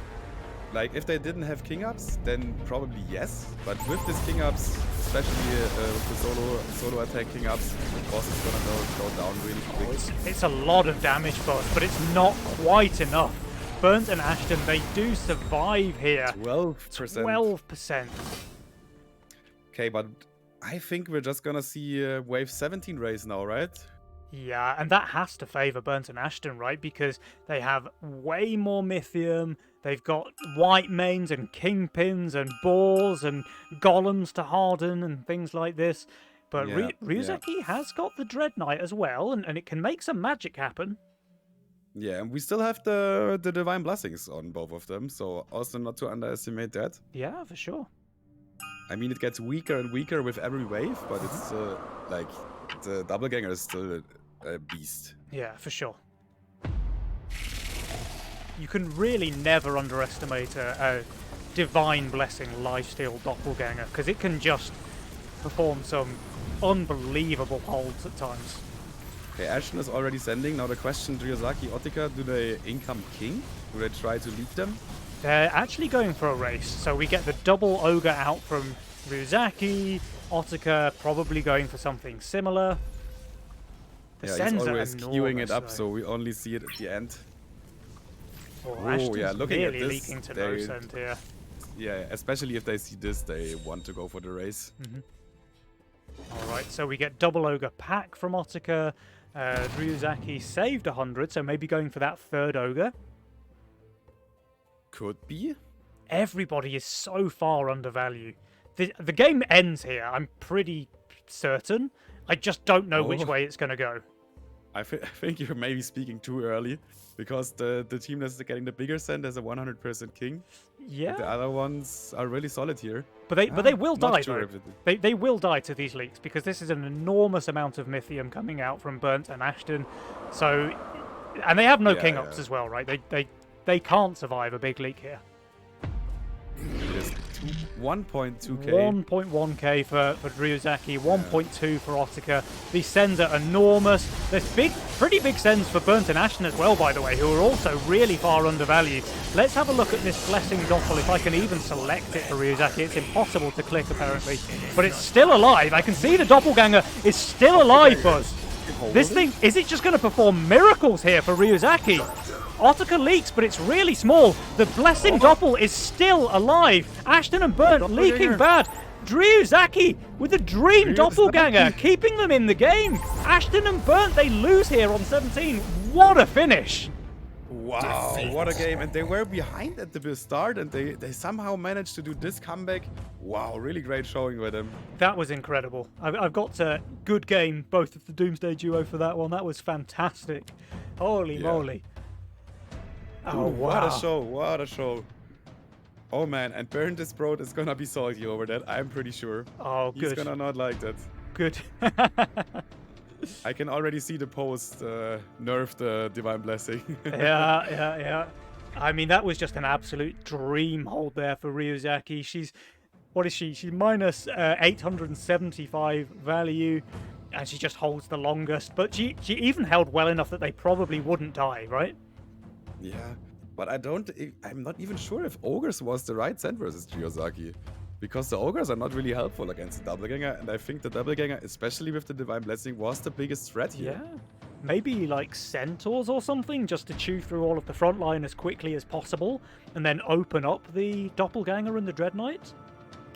Yeah, I'm not sure about that. We should need to test this, or would need to test this. Yeah. But I think there is a send that has a bigger potential to leak this quicker. But man, this was just a fantastic game. So much fun to watch, actually.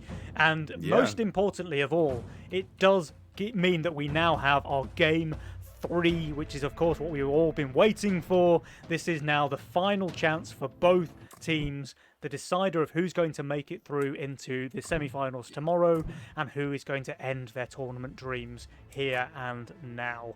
So Doomsday really showing us what they're made of in that game number 2. Yeah, great showing. And I like in game 3, we see just what we said. Ottika and Ryuzaki, they're always possible to win. It's never not possible, and it is even possible that they win the whole best of 3 here. Yeah. And the players are saying they just need a minute, which I don't really blame them Yeah. after that super intense game. So we just have to That's pad for a little understandable. bit longer. I see things are getting dark over there in Germany now. What are you, 10:15 at night? Yeah, it's 10 in the evening. Yeah. Is it still Sadly, a my light million is degrees broken. or? My light is broken, so I cannot light actually Oh, no. my living room. So that's why I'm a bit dark. But yeah, Yeah. I think you can still see me. I mean, I still have the option to go on Google and search for the word white, and then you get a lot of white on your screen, and then I'm actually lighting up. Hey, it works. That's pretty smart. Yeah, it works out. It's always when I stream at night and I have to do this, then I also put some white in the background. Very good. So it's very lighting clever. me up a bit. I mean, you could always just change the light bulb as well. That might work too. Yeah, but I mean, that's too much to ask for, right? Yeah, fair. But mate, okay, so Doomsday Duo, they were just a completely different team in game number 2, right? That was a very, very strong performance from both Otaka and Ryuzaki. So really cool to see those guys stepping it up. And now I don't know which way the series is going to go, Buzz. Like, if you look at the ELO, if you look at the ratings, Burnt Das Brot and Ashton are heavily favoured. But the Doomsday Duo, they just played phenomenally in that last series. So we'll have to see. I think this game number 3 could go either way. Yeah, I mean, favorites are still favorites, obviously. Mm-hmm. But Ryuzaki and Otaka also, they cannot play their favorites spells now because they won with it. Mm-hmm. So they have to choose something different. Maybe we're gonna see the double cartel now. I would love to see it. I would absolutely love to see it. Yeah, just something spicy to finish off the day. But guys, game number 3 is ready for your viewing pleasure. Let's go. Okay, this time they think a bit longer. Oh, one cartel already picked by Burnt. Okay. And a Fiesta from Ashton. Let's go. The game number 3, everything to play for. No cares. Fiesta. Oh, and Ryuzaki and Otaka just change around. Like, the other one is picking greed, the other one is picking cash out. Otaka does have DPS APS Dread Knight, which is balanced according to the JPI, so it should be fine. Yeah. Also, there is a Graal, which is give him a potential to shift for it in early game. Mm-hmm. We see Ryuzaki has a solid role for the Priestess. Solid, but not too good. She's building on the other side. Burnt has far up the lane, though. Aggro can go a little bit funny when you build so far to the front of the lane. I think it's usually better to have the Priestess at least 1 or 2 spaces further back, just so you can control things more easily. On the other side, Burnt skillfully rolled Priestess Mask, also with Casket, also with the Steed. So Burnt has for sure the best role here out of this 5. But he has 4 players. He has nothing for wave 10 though, right? Not really, no. And not Ashton also only have the Harpies for wave 10. Maybe the Yozora will help him, but I can see some king damage against him on wave 10. He also doesn't have a Fiesta opener, so he's picked Fiesta. He doesn't have one of those powerhouse openers like Consort, Windhawk, etc. I mean, the Oathbreaker leaks to a snail most likely, but yeah, that's pretty unlikely that someone is sending a snail into Ashton. Okay, but we see Burnt. Did he save on wave 1? Yes, he saved on wave 1. What a try. Now going for the snail, and there's not gonna be a second snail within it. Pretty sure. That's just speed for Ryuzaki, so it's a free 6 gold for her, which is lovely. But she did stay really high value, actually, adding the Howler here. Yeah, but still possible, so he can push 6 workers. Yeah, with for sure. With the cash out, maybe even 7. Ashton on 6 workers as well. But again, no Fiesta here. Yeah, he tried, I guess, but he only built 130 value. This holds better than expected, though. I think would have leaked pretty decently against a snail, but of course Ryuzaki didn't send there. Let's see, because we have some snails coming out from everybody apart from Ryuzaki here on wave 3. Yeah, who could this actually work on? I think everyone just holds here. I think this is just players taking their income. Everyone should hold here, yeah.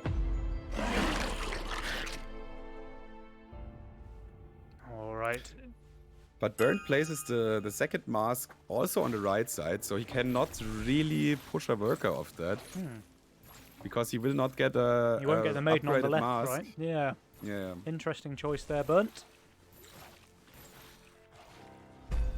I mean, it's a bit of a gamble, because if he doesn't get the send, then it's probably better. But if he gets the send, it's probably worse, because he is not able to push 7 worker as he could have. Oh, he still gets the mask, but yeah, like you say, he didn't go for 7 workers there. Ottika does, Yeah, but though. if these two are not there, he's still holding this, but Yeah, he's on right. 7 workers. Exactly.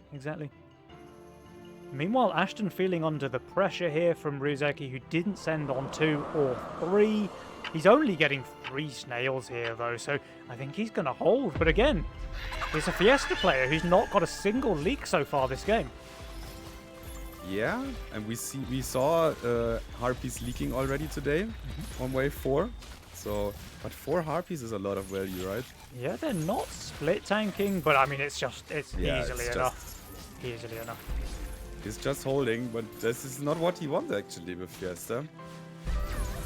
Like, he didn't get a single Fiesta league so far, so he has basically just a 0 income Yeah, mastermind so far. but if you remember when Burnt played that Fiesta game up against Widdowson and Aviator, he also only leaked like 2 times in the entire game, and they won that game, so... Yeah. Oh, after income brute by Ryuzaki, also something we didn't see the That's- first time today. That's a spicy one, and actually Ashton Butcher, he's on... Okay, he just adds a little bit more. He's on 370 value, but I think this post-income brute might do work against Ashton. Yeah, especially because it's killing the Oathbreaker so quickly. Yeah, let's just say I think he's going to get his first Fiesta. Does he even kill the boss is the question. Don't think he does. I think the boss is going to make it. Oh, that's it. Scorpion King going Scorpion through 81%. King. And Yeah. now we saw the after income brute a few times of them, and it didn't really work out. Oh, but so this far, time, but for this sure, time- you can say this was worth Yes. it. This was definitely worth it. Even with the Fiesta, it's just how much percent was it? 80% or something? This is just a bit too much. Ooh, Yeah, Burns 80 getting the 81%. Cannoneer here. Interesting. Ryuzaki probably expecting a wave 7 send, so maybe that's gonna result in a leak there. She needs to hire the split. She does. Okay, maybe she can do fine. She's on decent value there at 525. It's really important where the Cannoneer goes, because if the cannon goes straight on the Priestess, this will be a pretty big leak for Ryuzaki. Yeah, and this is also a bit of RNG. I saw both happening. It went right. But this It time, went right. it went right, Yeah. so he should be fine. Priest is tanking three Rockos, which is the perfect That's amount. really good, actually. So it clears up the left-hand side. Basically means the entire left side of the wave did 0 damage. And is this just a full hold, actually? It is, right? Is it? Or close? Priestess gets 1 more heal. It's a full hold. It is. Great. This Nice. is really great. Really nice. And meanwhile, Ashton leaks. 120 undervalue. Yeah, very, very Actually, solid they're there. both. Actually, they're both 120 undervalue, but Ryuzaki holding, Ashton doesn't. I think and Ottika, he's fine with this, though. Again, the Fiesta player.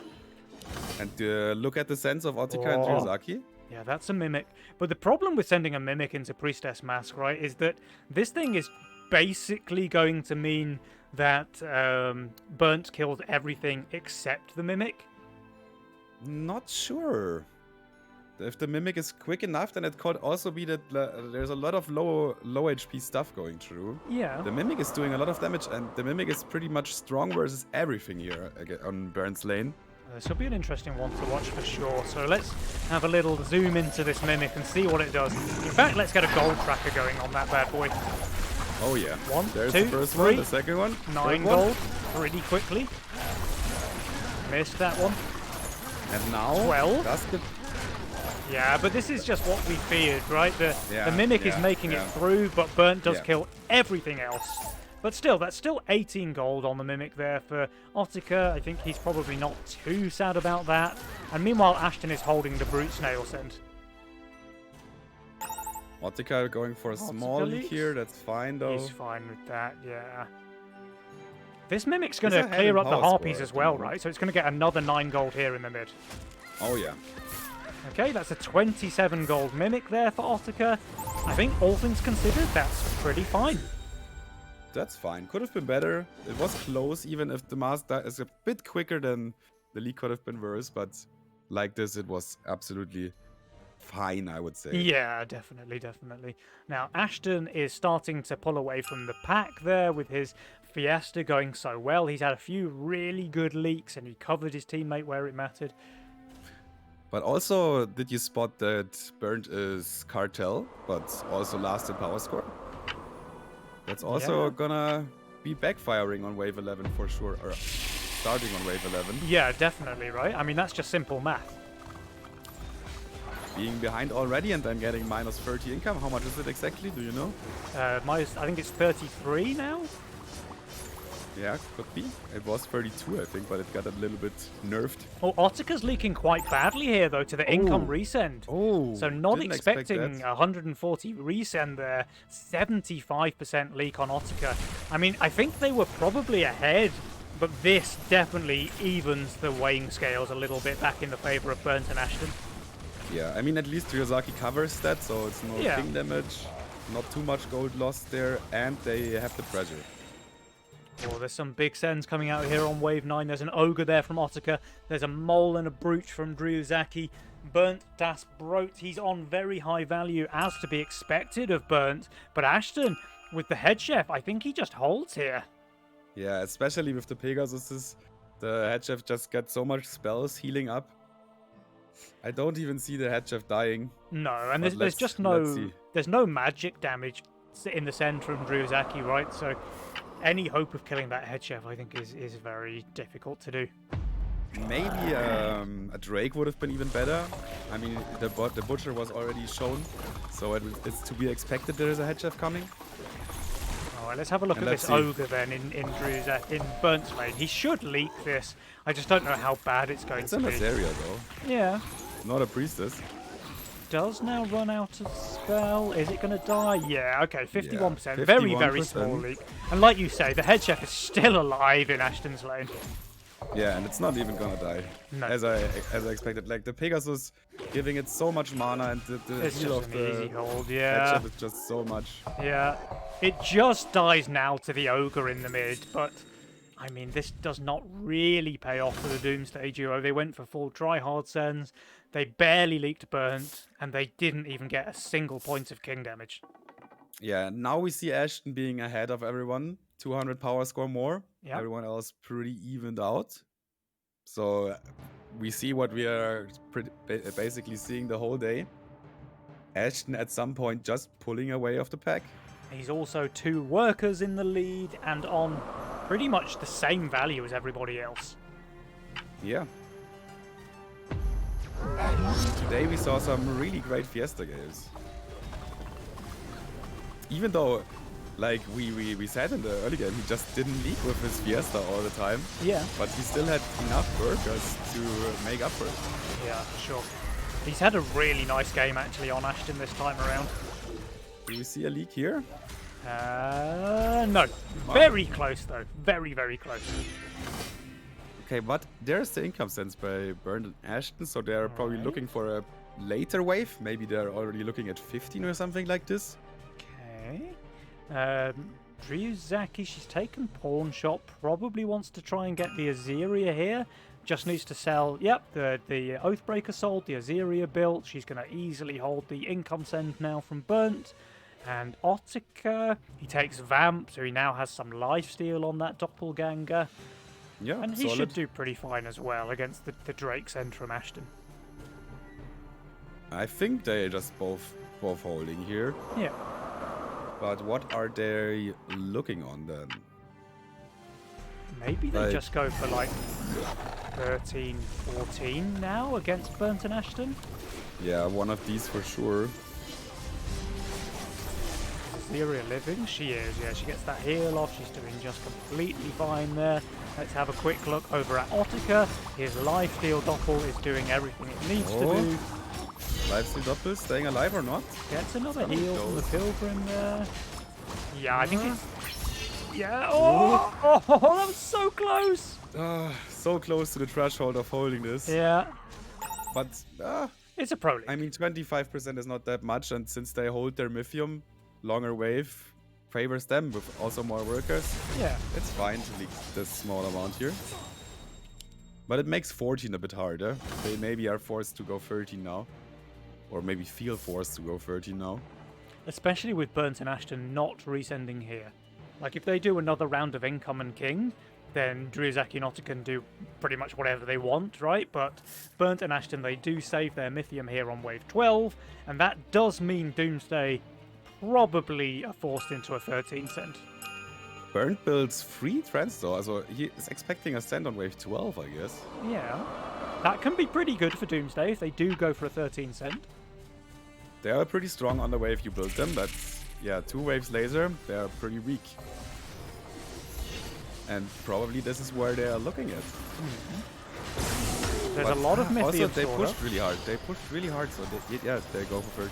Yeah, there's a Needler there from Ottica into Burnt's lane. I can certainly see the Needler doing some work. Yeah, double 4 eyes also. Yeah, should do great. If it's you don't want the 4 eyes to go on a Pegasus, obviously that's gonna be a big thing here, big RNG also. Yeah, But but Ashton if also the- has a lot of fortified natural units, right? So I think it's a pretty good send. Yeah. You are next. And Burnt and Ashton actually don't send here, so they maybe expect 14 or they want the pressure. They're still on pretty good value, right? They're only minus 200. It's about 10%. But these could be some pretty decent leaks here. Let's see that. Let's have a look at this Azeria. A lot comes down to how long the Azeria lives for. Oh, doesn't look good for... Steed's starting to die. The Azeria is Ashton's just gonna living leak. forever, though. Ashton is gonna leak though. Ashton's going to leak not too badly. He's going to kill everything apart from 1 creep and the 4 eyes. And, of course, Burnt Das Overbuilder is just holding. Yeah, this Azaria really was a great Azaria. Good positioning. Almost a 10k damage here. It's gonna be some king damage still, right? Yeah, but But- very, very little, actually. Very, And very little. we were talking about the pressure dynamics being in favour of Doomsday Duo. Well, now they're right back in favour of Team Sus, but they do decide to go for a counter send already on wave 14. They could have saved a little bit longer if they wanted to. Yeah, I'm not a really fan of getting a send and then sending on the next wave. Like, you really want to make your workers now have some extra Mythium. Yeah. But they for sure have a plan and they for sure know why they do this. Really good Let's see presence if of it works. mind here from Dryazaki, by the way. The Chain Fist being up here would have made her Azeria tank way too little, but just dropping it a couple of squares means the Azeria will tank more units, get more value, and we'll have to see, because she's got a pretty good build here, honestly. Yeah, but the Azaria needs to survive. The Ogre is chewing on it. No Ogre is chewing on it. Actually, a lot of Actually stuff didn't tank going- very much at all, right? Yeah, because he built so close to the Azaria. Yeah, so close to the front. Yeah, that's what we were talking about right at the start of the game. The weird Positioning is so aggro at the front important. of the lane. With a Does- better positioning here, this could Doesn't be- kill the Ogre. That's a big leak, actually, 115%. Meanwhile, Ottica, the Doomsday, the Doppelganger, sorry, is already Doppelganger is dead. No And king ups here. This is rough now for Doomsday. They're about to take an insane amount of king damage. Yeah, this is gonna put them on like 10%, maybe even killing them. It's not killing them for sure, but like from 100% down to 20. Yeah, this is really rough, actually. I mean, at least they have the pressure now, but they also gave away so much gold. Like, Yeah. this is like 100 gold for each of Ashton and Burnt here.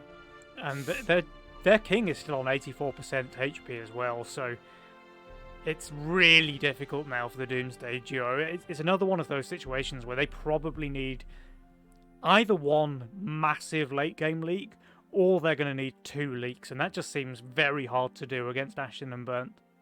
Yeah, and with Ashton's 27 workers, he's probably able to send around the same send than Dryazaki and Ottica will, even though they saved the wave longer. Yeah, exactly. Like, he's only 70 Mythium behind Ottica. Yeah, and this will shrink. Yep. So we're gonna see wave 17, I expect, by Burnt and Ashton. Also, they have a lot of value here. They're actually going for a wave 16 send, but they're so strong, Burnt and Ashton on 16. We've got the Explodey trees from Ashton, and of course the Sky Queens. We've got all of the masks from Burnt. Yeah, we see sends now also by Ashton, so everyone is sending here. I Looking think, at the values of Otika and Ryuzaki. I think they're gonna die, right? Like, Yeah.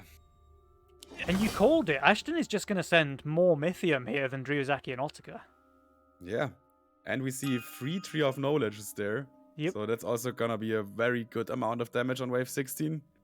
Plus some insane follow-up damage there with the Lionesses, with the Sky Queens. Yeah, this is rough. And Burnt just has 5 Tantrum Hellraisers as well. Like, he's good. Yeah. And Arctear. I mean, come on, man. Even if they are leaking, then it's gonna be very, very small. Yeah. But Okay. I don't even see them leaking. Like, it's gonna be crucial how their Zarya performs here again. But I have the feeling that they're both just gonna hold.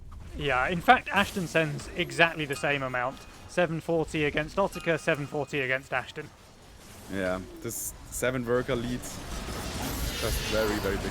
I Ooh, think these guys are just dead. I need to zoom out a little bit, try and cover more lanes at once. Ashton is just holding, or at least Yeah, they're both leaking holding. very little. They're Burnt's both doing holding, way right? too well. Or? Yeah, but Ryuzaki and Otika are just dead. Yeah. Burnt actually full holds. Ashton barely leaks. And the Doomsday duo, these are some pretty big leaks. So they fought very valiantly, by the way. These were some really good games from Doomsday. But Yeah. ultimately, Burnt and Ashton come out on top. They do take the series 2-1, and that means that Team Sus will advance till tomorrow's semi-finals. So pretty cool games, Buzz. Yeah. Do we have the other 2 teams of the semifinals? Do you know them? I do not, and I think if I try to open Chrome, my PC, which is already on its last legs, it's just going to fall over. So let me see if I can see the results in here.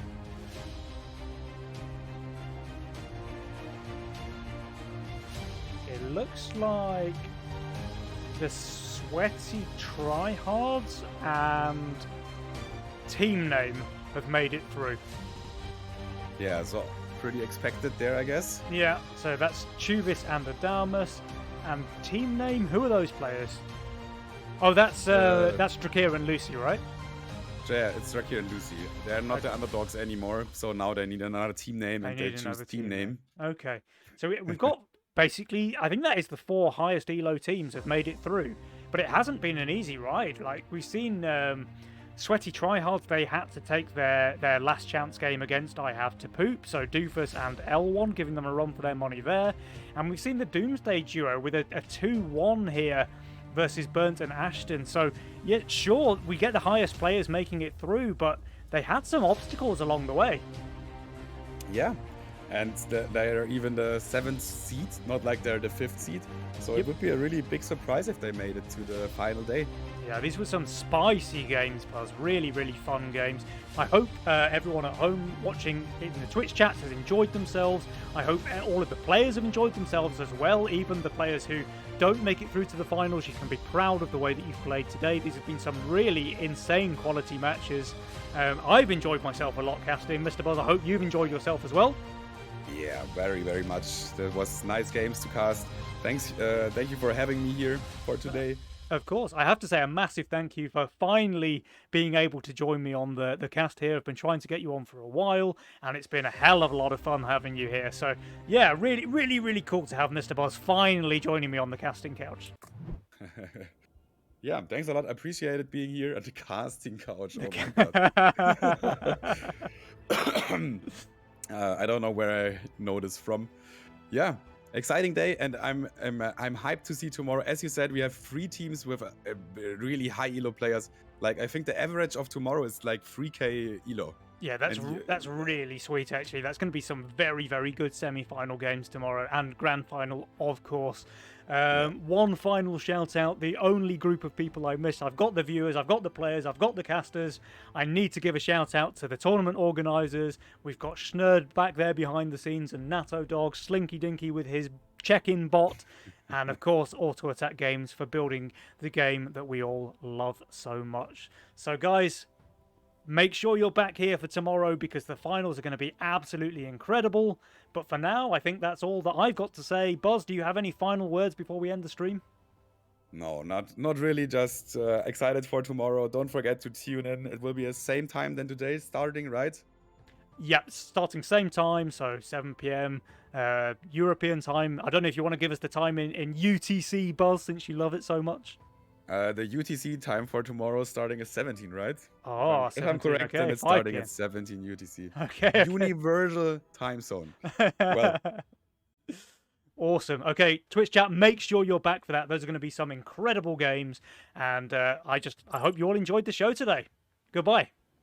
Goodbye.